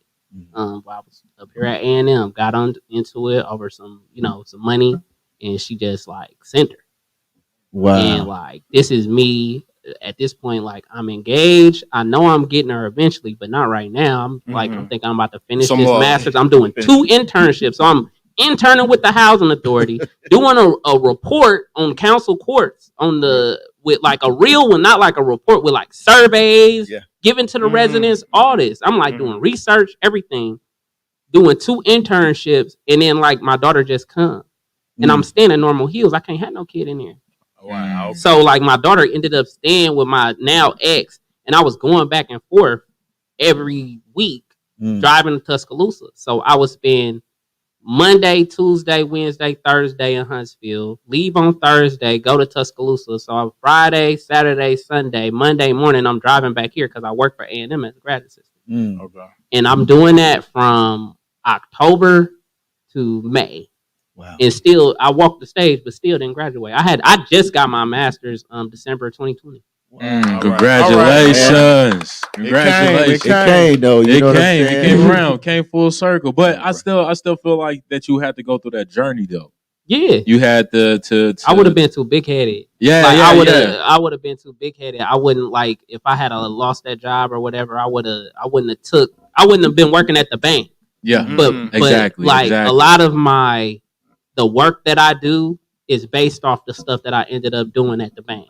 Not what I did, public policy or nothing else. The stuff that I learned at the bank, like financial education, small business, economic development, community development type stuff, that's what I get paid to do. That's what all my money comes because of within that context of that 2 years that I spent at the bank. And I was trying to leave the bank the entire time on everything. Wow. But you naturally was getting promoted. But yeah, but I was getting promoted and getting new stuff and getting bonuses and all that. But I'm like, I felt like I was too good to be there. But and all my money to this day, I left there in 2018. All my money is based off the information that I got from working at the bank. Wow. So that's there it goes again. I mean, there it goes again. Sometimes in life we try to force the future to come when we're not ready for it. Come on now, that's and it. And we That's have it. to all entrepreneurs, any entrepreneur, any business person going into your profession, your field, or your purpose. Period. Yeah. You have to go through that process, that cooking process. There's You no have way to avoid it. There's no way around it. You can try your best to avoid it, but if you're actually pursuing what you're supposed to be pursuing, you're going to go through heck. You're going to go through it because you have to be molded into the person that is ready to be able to receive what's going to be coming for you. Because if you had not been through the robbery, and that's probably a traumatic moment, going through not knowing if your life is in somebody else's hands at that moment. But going through all of those levels of situations and life situations, Decisions. there you go, decisions, choices. And then this last one that you said, working at the bank, you wanted to leave every single time, trying to leave, but until it was your time to leave, you was not able to. So sometimes, even when it doesn't feel like you're getting any information on where you're at, it's definitely always and will be for your good. Yeah. Two more questions. Could you pull up that scripture? Because I think this is fitting. Psalms 139, verse 8. But now, Ellen, we're wrapping up now. And thank you for your patience with us. But this is the kind of stuff we just got to give it to you so you got it. Transparency. So now that you matriculated to where you are now, what would you say to those who have gone through a lot of tough times? HE double hockey sticks, you name it, they done gone through it, whatever. What would you say to them about persevering to the end? And what, because you've done that. I mean, you from East LA. I was there, bro. I stayed with my homies, and I was like, it was like you got to get up at 6 a.m, put your stuff in the truck, in the car. You got to have tenant windows. It was ridiculous. Yeah, because they be hitting a lot of it. Still breaking your car really. I mean, daytime, everything better be set and ready to go. And then you act like, oh, yeah, okay. You've been up for 2 hours getting this stuff together to take a trip. Like, bro, that was in Huntsville. I mean, for me, I think that acknowledging, I don't think I knew my purpose, but I was always kind of into the community type stuff, right? I think it's just kind of really pushing to get yourself out there and really taking it one step. All right, don't think too far, because I ain't had no dream for masters, and I ain't even know nothing about no masters. My goal was graduating high school, so I just pushed as hard as I could just to graduate high school. And things kind of worked out. Okay, I'm gonna graduate in 4 years and try to get honest, because I know my daughter is gonna probably come eventually. You know what I'm saying? So I need to push to do that. So, and then things kind of worked out. I kind of figured out where I wanted to go. When I got there, I didn't know what degree I wanted, but eventually things just kind of lined up. You had them options. Yeah, I had options. I kind of it lined up, and then it worked out. I'm moving in my purpose. I do like consulting and all this other stuff based off of just, some information that I learned. I get paid extra money just to know stuff and to add to a conversation, and you know what I'm saying? Yeah. Just to give my input. You know what I'm saying? Intellectual property. Exactly. It's a real thing, people. That's why studying and reading is so important. Yeah. Because the information in your mind is invaluable. You can't put a price tag on it. All right. It's the most important thing, because one thing I've learned, even I did a little government contracting and economic development kind of work here in Huntsville, and intellectual property, that stuff that you came up with, that stuff is so important. People make millions and billions off of just a little idea that they had in their mind. I know this one dude we met, and made $1 billion.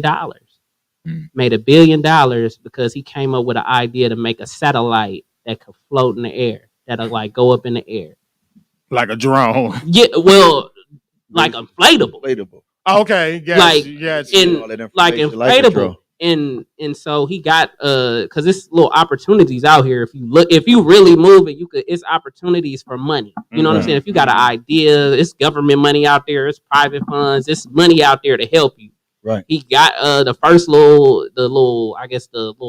planning little thing, and they didn't give him the second money to build it. He built it himself and took it there. They wouldn't give him the money, took it down to Katrina and showed him like, look, bro, it worked. Yeah. They gave him the money, and then he ended up building $1 billion company. Yeah. Wow. Yeah. Through that, but just a idea, you know what I'm saying? So just keep your head down, and I think the number one thing is like when it's something in your mind, like if it's something in your head, and like I was telling them boys, if it's something in your head, that's it, that you think that you want to be, a way that you see yourself, something like that, you need to go for that. Because everybody don't got that. Right. Like vision.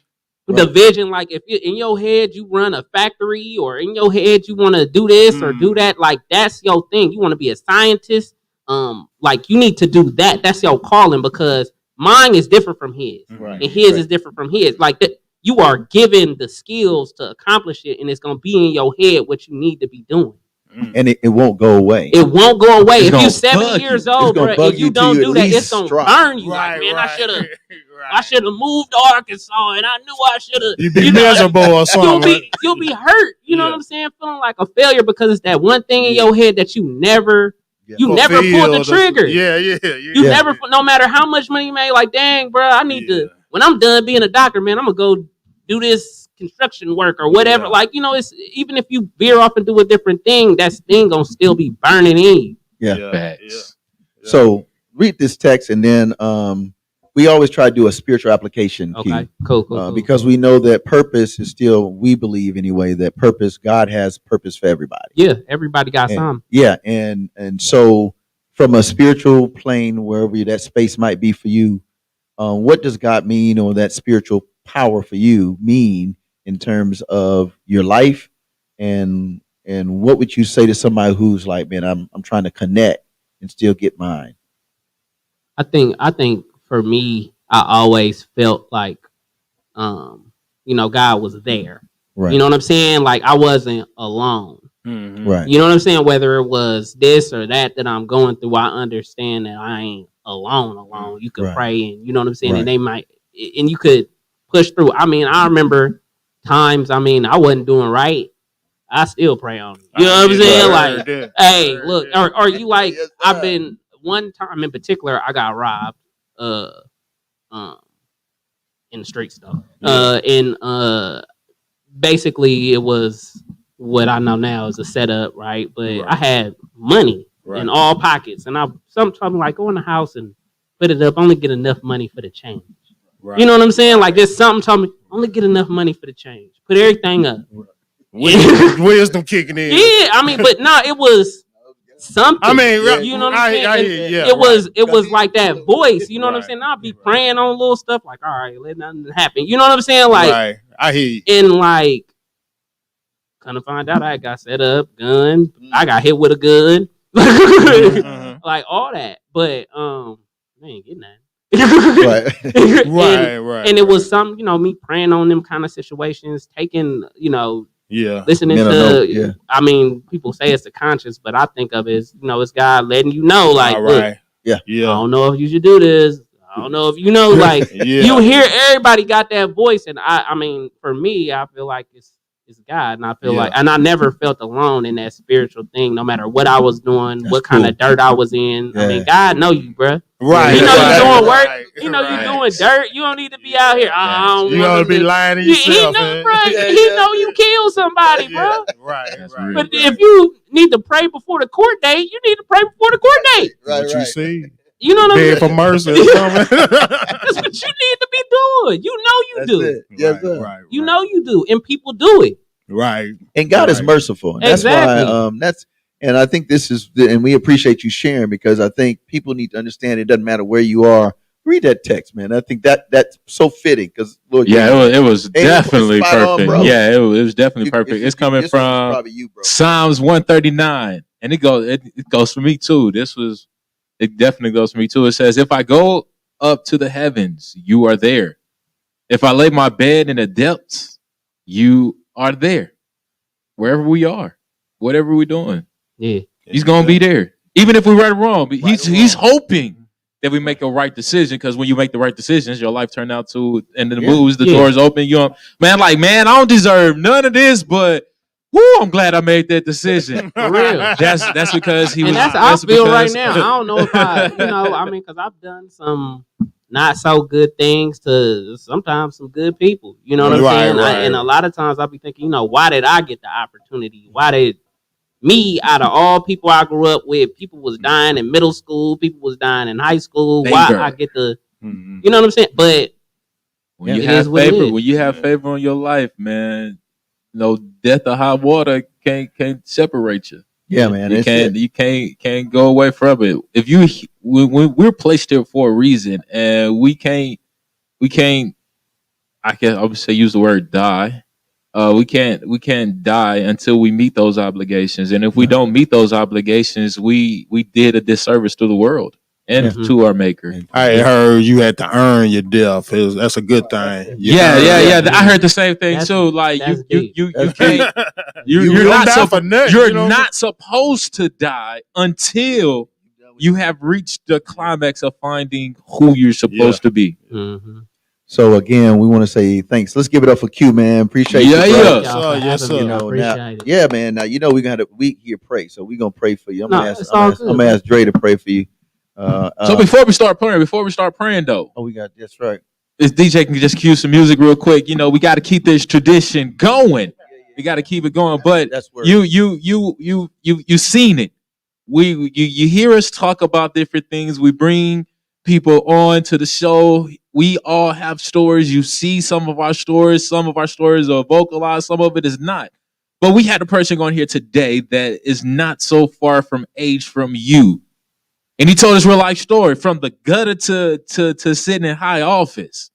That's a real life story. It can happen to you. It's definitely possible. But he also said something too. No matter what he was doing in life, no matter where he was at, he still took time to just pray. Even if it was ask for protection or asking for forgiveness, he still prayed. So right now, whatever you have on your heart, whatever your soul desires, if you want to get something off your chest, ask for forgiveness, request, whatever it may be, now it's time to write it down.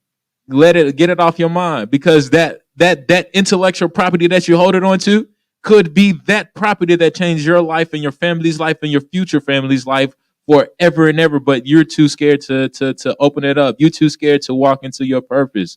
You too scared to think about or to see what other people would think about you, and all you got to do is just move.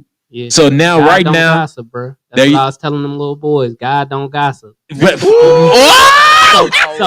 Yo, I'm not even gonna talk no more after that one. Wait, you gotta read that one after the break. Right. I'm not even gonna talk on that one right now. He gonna mess somebody up with that. Now it's time for you to just write it down. I'm done. I need to go right after that one. God don't gossip. Yeah, I'm gonna have to. Well, you gotta tell them how to do that, bro. Can I post that? I heard that from somebody, and I forgot old boy name. It was somebody on Clubhouse, and I was like, man, I'm gonna use that, because it was so deep. And he had broke it down. He was like, that, if that thing that's in your head, those voices that you hear, stuff like that, bro, God don't talk for no reason. He's not gonna send you no nonsense or whatever. That's God don't gossip, bro. It's for you and you only. Wow. So right now he's talking to you right now. God is not gossiping to you, right? He's telling you the plan, and it's time for you to write that plan down to take action. So you got to be a fool to hear them voices and not use. I mean, hear them voices and get the wrong information, or not the whole information. You know what I'm saying? Then run tell it. Yeah. Or act on it. You know what I'm saying? But I think that we all got that basic idea of what's right and wrong. When I've been hard pressed, and I come from a family that people be in some stuff. I mean, I think you'd be hard pressed to find somebody that did something bad and didn't know. Yeah, right. You know what I'm saying? You didn't know house licks was wrong. Now, if you felt you feel like it was justified because you needed the bread, that's one thing. But not knowing that it's wrong, right? I think that you'd be hard pressed to find somebody. Yeah, that felt that way. I hear it. Yeah. So let's go ahead and write this down so we can come back to this thing that God don't gospel. So let's write this thing down. Hallelujah. You are good. You are good. Hallelujah. You are good. Everybody sing it. You are good. Hallelujah. You are good. I can't hear y'all for some reason. Raise it up. You are good. Hallelujah. You are good. Yeah. You are good. You are good. Sing it. Hallelujah. You are good. You are good. Hallelujah. You are good. No matter what your situation, he's still good. He's still good. Oh, he's still good. Let me hear y'all say, you are good. Yeah, Jesus. You are good. Hallelujah. Yes, sir. You are good. Let the band play. Woo!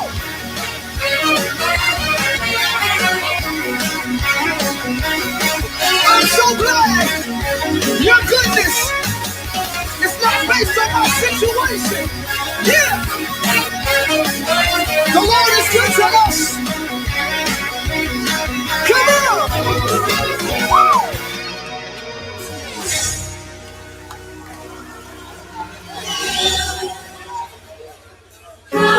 Hallelujah. You are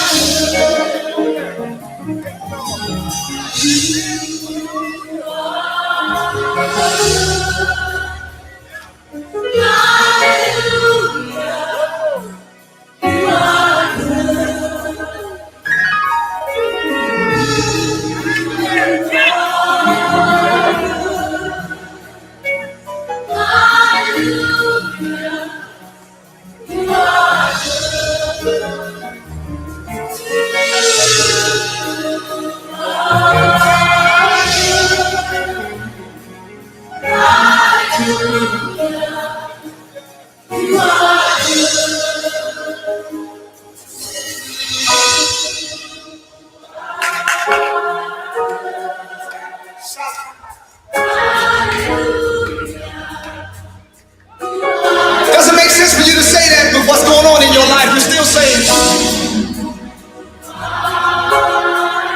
your life doesn't match this declaration. You're still saying, because it doesn't matter what I'm going through. He's still. What I'm going through may not be good to me, but it's good for me. Because we know that all things work together. You are good. Okay, that's how you feel? Yo, See that little Yeah. Man, yo, well, listen, this is 2 weeks in a row. We came gotta get through back like to the Lil freestyle Luca. here next You know what I'm week. saying? Ooh, this thing gets so deep, man. I'm like, wow. God don't gossip. God don't gossip. So pretty much, you know what? So we already got your point of view on this one. I think I want to go last. What's your point of view on God don't gossip? What that mean to you? Now I'm gonna go to DJ Scissorhand on that one. What did that mean before we ask Minister Fred to pray for us over these of our prayer requests and No, our let's things? pray it in. Let me answer that one, man. Okay, yeah. Okay, That I one like that. that's heavy, bro. Yeah, that is heavy. Real We got tough, everybody. real tough. Everybody got to get they 2 cents on that one. Listen, that's gonna be our freestyle. That's gonna be our freestyle to close it. That's gonna be our freestyle. And we'll just do let's do the good book or something, man. Or Upper room. Yeah, let's go. Let's take him to Yeah, the we gotta take throne. this one to the upper room. Yeah, God don't gossip. bruh. We gotta This take is that what one we to the upper doing. Bruh, room. you started The something up here. upper room. Q started something, bro. He don't even know what he started. He just like, man, what did I just do? Woo, Like Lord, somebody have mercy. got lying on them. Hey, Man, got you me just singing don't up in know, this piece. man. I'm like, take me to church like I'm sitting in the pew or something. Man, right. Where my shout button? Oh my God. Where's my shout button? Gonna pray for us, man. Oh man, let's pray. God, we just want to say thanks for letting us know that you don't gossip. Man, just real talk. And what you say is legit. Spot on. We're just so grateful. Thank you so much for allowing Q to just share, man, and just let us know that all things are possible to them that believe and pursue. Thank you for faith, because that just means I believe, but I got to do more than just head knowledge. I got to do knowledge. And then, Lord, bless every prayer request that we put in here, all these mail requests. We shrivel them, whether we shredding them, whether we burning them, whether somebody just throwing it in the trash after the day. Especially if this is your first time, I encourage you to just put it in there. When something's going crazy, put it in an envelope, throw it away, and say, God, thanks for working it out. So we just want to say thank you. Man, thanks for being spot on and never gossiping. In the name of Yeshua the Christ, who is Jesus of the Bible, amen. Amen. All right, so what's your two? Wait, I got to put, man, you done messed up. That dude Q, man, you done messed me up with that one. I'm like, God I don't don't know gossip. how much to say, but that right Man, there. I'm about to post that. Yo. That's going to be a post on Facebook today. Yeah, that was going on. You know, trademark that right there. Shoot, that might be a T-shirt. T-shirt coming you soon. Need to brand that, bro. Man, right. For That's real. dope, man. So for me, man, when I was just sitting there, I was writing and I was doing my prayer requests, and I had a few prayer requests, but let me tell you how powerful God used you today. I was you normally do the walk, but it was rain. I didn't get cast, and I was praying, and I was kind of struggling a little bit this morning because that's my time when I walk, and I get up early, and I couldn't. And God said to me, He said, "Man, it's done. God don't gossip." I'm telling you straight up, because I was talking about the September 12th, this and that, some other things I was praying on, and I was like, "Well, Lord, He said, done. I got it." And so for me, when you said God don't gossip, it's like it was for me. Yeah. It was for nobody else, because I didn't get to do my regular walk because it's raining like crazy out there this morning. And I was like, God, I just need to hear your voice. Yeah. And He used you to remind me that what I said will come to fruition. God don't gossip. If I ever gossip, don't serve me. Yeah. And for me, that's what it meant. He's legit. He's spot on. And at any point in my personal life, my job is to constantly talk to Him and listen and not be distracted by the gossip outside of God, because God don't do gossip. He just talks. Yeah. So that's what it is for me, bro. And you bless me personally. So appreciate your family. Oh man, you know. All right, what you got, man? DJ Scissorhand? Go ahead and what's up, slice bro? some up. What you got? God don't gossip. What you God don't got? gossip. See, this man, the affirmation, what my mother taught me as a child. She was Jehovah's Witness. And one thing she was talking about gossip, was she was teaching this in the publications that they offered about gossip and how it wasn't no good, and she didn't indulge in it. Right. Which moves on. I want a little street integrity coming up in survival world. You know what I'm saying? Right. So that gossip thing was, I'm not going to speak on anything I don't know nothing about. You know what I'm saying? Right. Have some integrity there, Yeah. which translates today. You know what I'm saying? Man, for real. And what Fred said, God's speaking to you. It don't matter what nobody else said. Right. It's done. Yeah. What about you, bro? God don't gossip. Man, we can't do no freestyle. I messed up today, bro. So Next when week we got to get back to the freestyle. yeah, we got to. But when I heard the phrase "God don't gossip," I hear two things. I heard two sides of that. God is not going to talk about you. He's not going to put you in situations where you're not going to be able to represent Him the right way.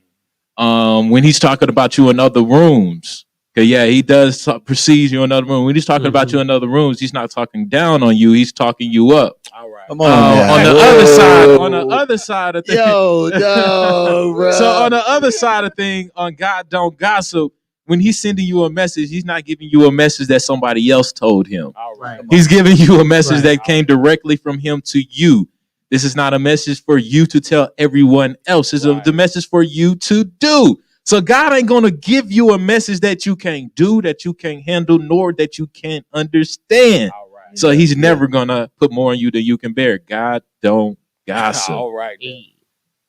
So you got to close this out. You the one that came up with it. What it I mean? mean, I just take it as, those things in your head, those ideas, those purposes, stuff like that in your head, they're yours. They're yours to have, and yours to nurture, yours to create.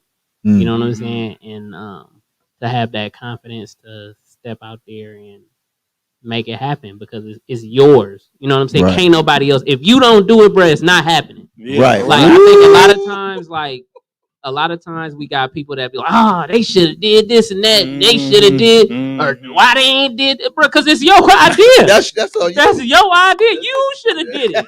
You're the one that's supposed to be doing it, but you complaining about nobody doing, bro, because it's literally your idea, bro. Nobody else thought about it. That's it. You don't make up no You idea. the only give it one to me. coming from your angle, from your background, from your. You the only one could do it the way you do that it. could do it. Yeah. But you out here complaining and talking on Same Instagram, energy you can. same energy you could make it happen, bro. And then somebody could be doing it. Right. Where's your shouting button, man? Where's your shout button? I ain't got it. Where is it at? Where is it at? I need it. Somebody give me a shout button.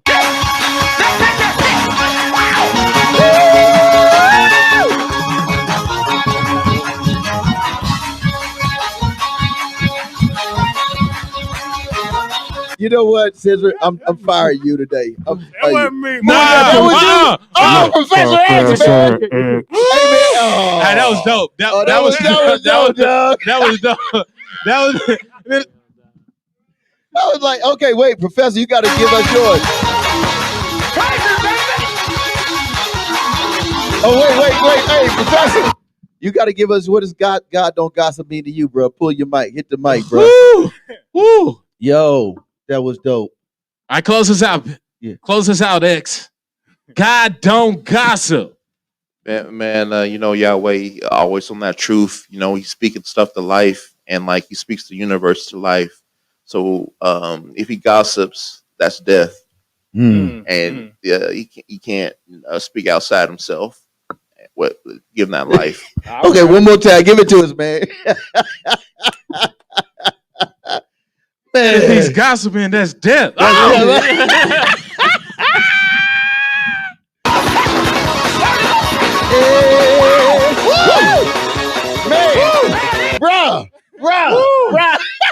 All right. We don't have our bars. Bro. We out of here. We had the bars. We had all the bars. Snap. We better go before we just keep going. We're gonna make this thing a whole 10-hour segment. Q. Okay. Coming all You with all that. You brought all that with bring East Oakland. I'm bringing East Oakland up in here like that. Hey, wait. Who you want to get some shout outs to your people back home, man? Shout out to East, my family, and all my friends, close friends, people that's out here making stuff happen, man. Shout out to everybody. And I got a podcast. I ain't did no episodes in a minute, but Poppin' Politics, you can find it on all podcast sites, and also we got some episodes on YouTube. All right, so you need to make sure share that with us. Where's the YouTube channel at? This the segment where we giving all the information on what we got coming up. If you type in Poppin' Politics, POPP''N Politics. Okay, it's on there. It's gonna come up on your screen too. If you type it into your Apple Music, Spotify, whatever you listen to podcasts on, we got stuff on there.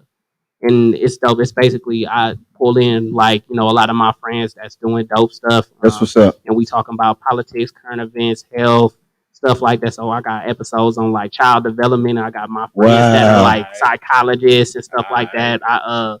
We did one right before and right after the election. My partner is used to be, I guess he transitioned to another role that's kind of higher up, but he used to be the political director of the largest black super PAC. Wow. So we was talking to him about back politics and stuff like that and the history. And I'm a history. My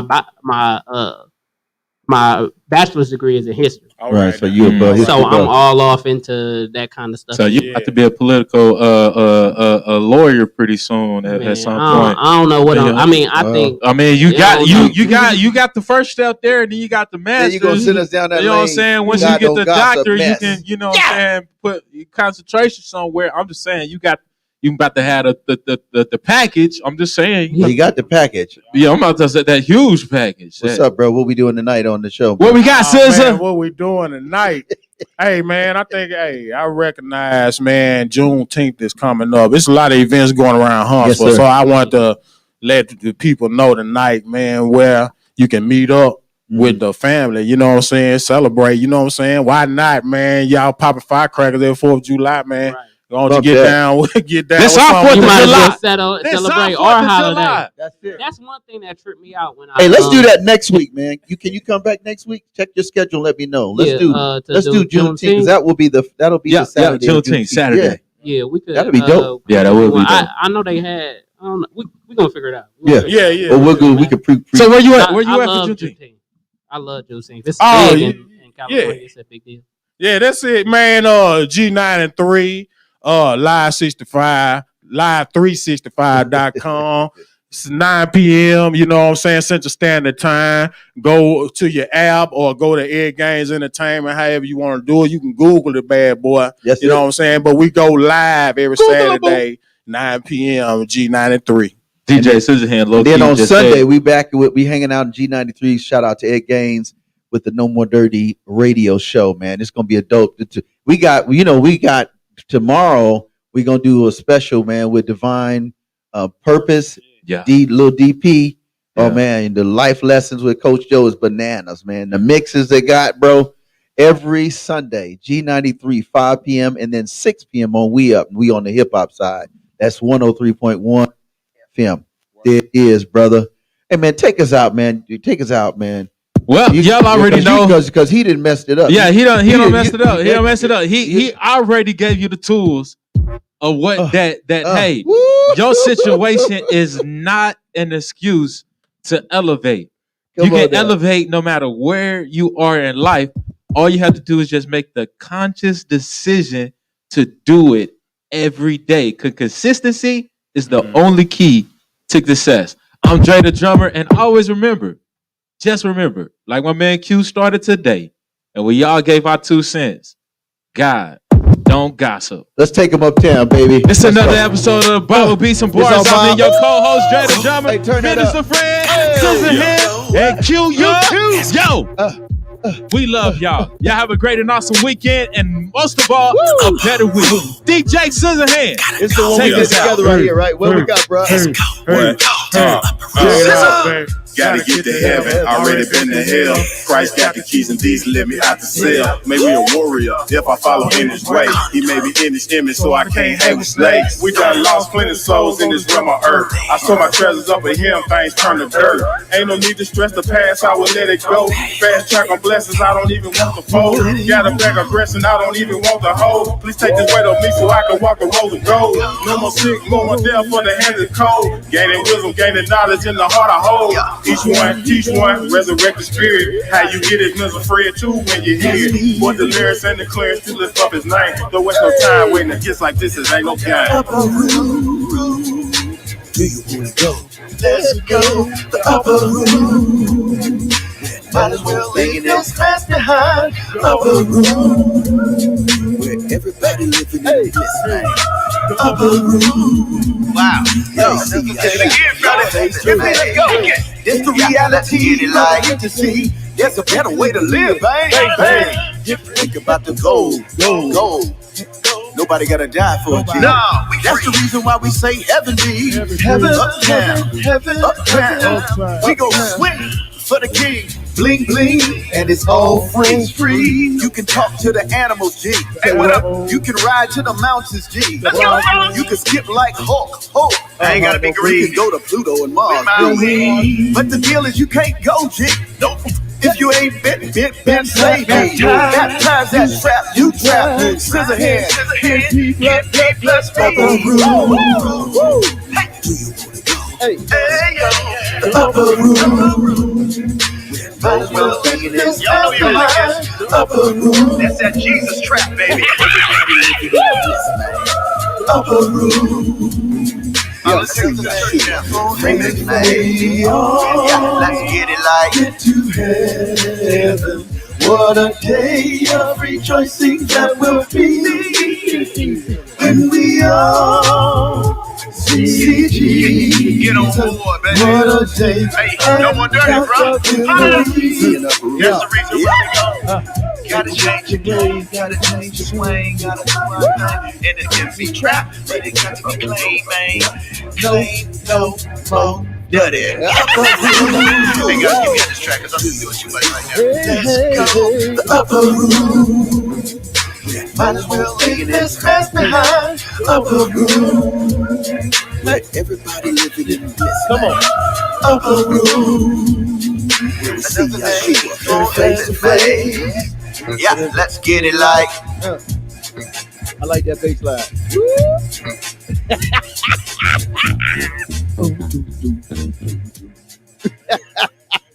Hey, yo, man, take us to a video, yo. Next week, we'll see you. Blessings, yo. What?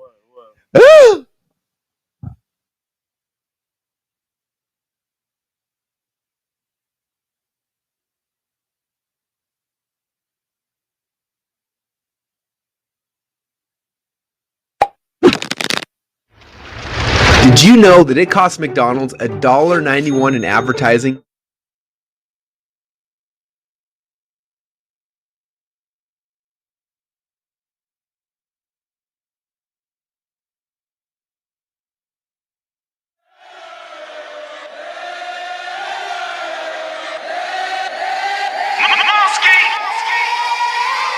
Whole city.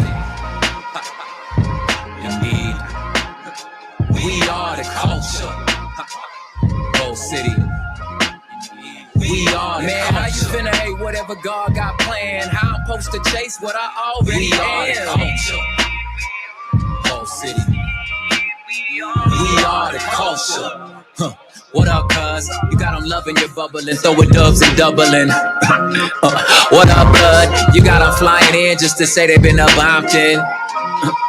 What up, Holmes? You originated, teardrops on our faces. What up, Oos? Now even the cartoons got tribal tattoos. We ain't worried about y'all, whatever y'all got in stores. Make the thing hot, whatever we say goes. One time for the Vatos, the Valenderos.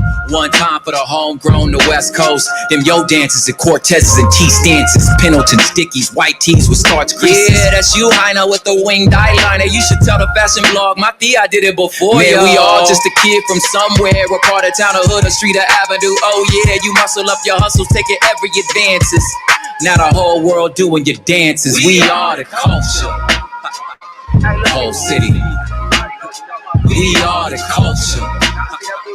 Whole city.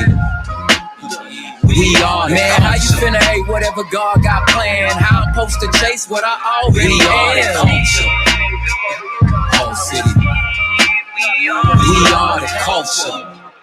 What up, Pops? We finna pull up that vinyl collection hot.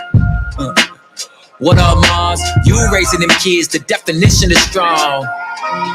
Dámelo, dímelo, pásale modelo. I'm finna school you in dominoes. Y'all can't call it, y'all drip is Farrah Fawcett. I flip, I like to see him try to stop it. We ain't worried about y'all, whatever y'all got in stores. We make the thing hot, whatever we say goes. Yeah, one time for the way makers, the truth sayers. One time for the penny pinchers, the old Lakers. One time for the single mamas and no drama. One time for that working girl, work it girl. One time for the day laborers with fake papers. For the daddies whose kids got the same. Man, we all just a kid from somewhere, a part of town, a street, a hood, a avenue. Oh yeah, muscle up your hustle, taking every advances. Now the whole world doing your dances. We are the culture. One time for the immigrants, working stiffs, the coal miner, the school teacher, the Uber driver. School dropped out but never stopped learning. Firefighter, you know Cali stay burning. One time for the one time to show respect though. They pull up, then dap up, then veterano. One time for the living word in adobo. One time for the Filipino effecto.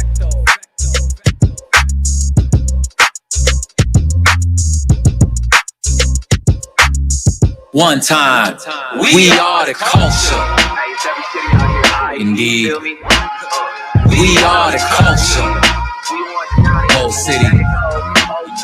We are man, how you finna hate whatever God got planned? How I'm supposed to chase what I already am?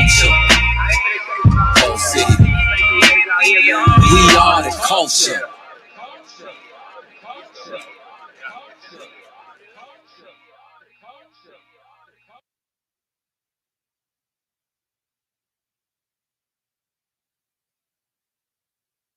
In heaven, this little girl came up to me. She told me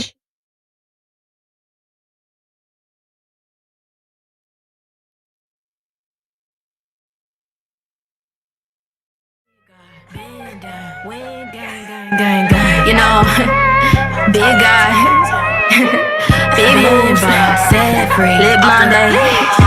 That's how we living. It's one life, living out of way to get to read you. Walk by faith, let the Holy Spirit lead you. Heart is worth the kingdom, I ain't talking about soaring, but the Father got me soaring real high like an eagle. Send a prayer up, Father, never let me leave you. Harder for the rich to enter than a camel through a needle. Treasure up there, don't rust. So I run it up, gotta rep Jesus. Ooh, yeah, I had to switch up my ways. I had to switch up the walk. Yeah, I'm going in with my faith. Ay, you know I roll with the flock. Ay, I do not move with the haste. Ay, yeah, he the rest in the plot. Ay, you know my gift is not wasted. I'm trying to honor my pops. Yeah, bigger, bigger. I know, right? Been by, set free, off the leash. Ayy, but yeah, I wouldn't try me. Ayy, with the most high key. Yeah, copy y'all unlikely. Yeah, maybe I'm following my lead. Yeah, feeling like a fresh white tee. Ayy, grace that drip on me. Ayy, money can't really buy me. Ayy, some of y'all press that steam. Ayy, feeling like a fresh white tee. Ayy, grace that drip on me. Ayy, money can't really buy me. Ayy, reckless, ayy, I ain't fearing no man. What is he gon' do? Gotta believe I'm shot like it's Pikachu. See, I'm walking by faith, all inspired by fright. I ain't gotta have sight, ain't no peekaboo. If you out trying to sin, I can't link with you. If it ain't in his will, I relinquish too. God is all that I need. See, I'm living in deep, but it can't just be me. Gotta free him too. Yeah, ooh. OMG, he did it again, told him come and see. Doing big things, now I got a big ring. See, a girl had plans, but my God exceeds. Ooh, wow, ain't too late, but it really that deep. Gotta choose your fate. Go ahead and give a call, send a prayer, that's all. Say you wanna be free, and I'll see it in the gates. Yeah, bigger, bigger. I know, right? Been by, set free, off the leash. Ayy, but yeah, I wouldn't try me. Ayy, with the most high key. Yeah, copy y'all unlikely. Yeah, baby, I'm following my lead. Yeah, feeling like a fresh white tee. Ayy, grace that drip on me. Ayy, money can't really buy me. Ayy, some of y'all press that steam. Ayy, feeling like a fresh white tee. Ayy, grace that drip on me. Ayy, money can't really buy me. Ayy, reckless, could it be me?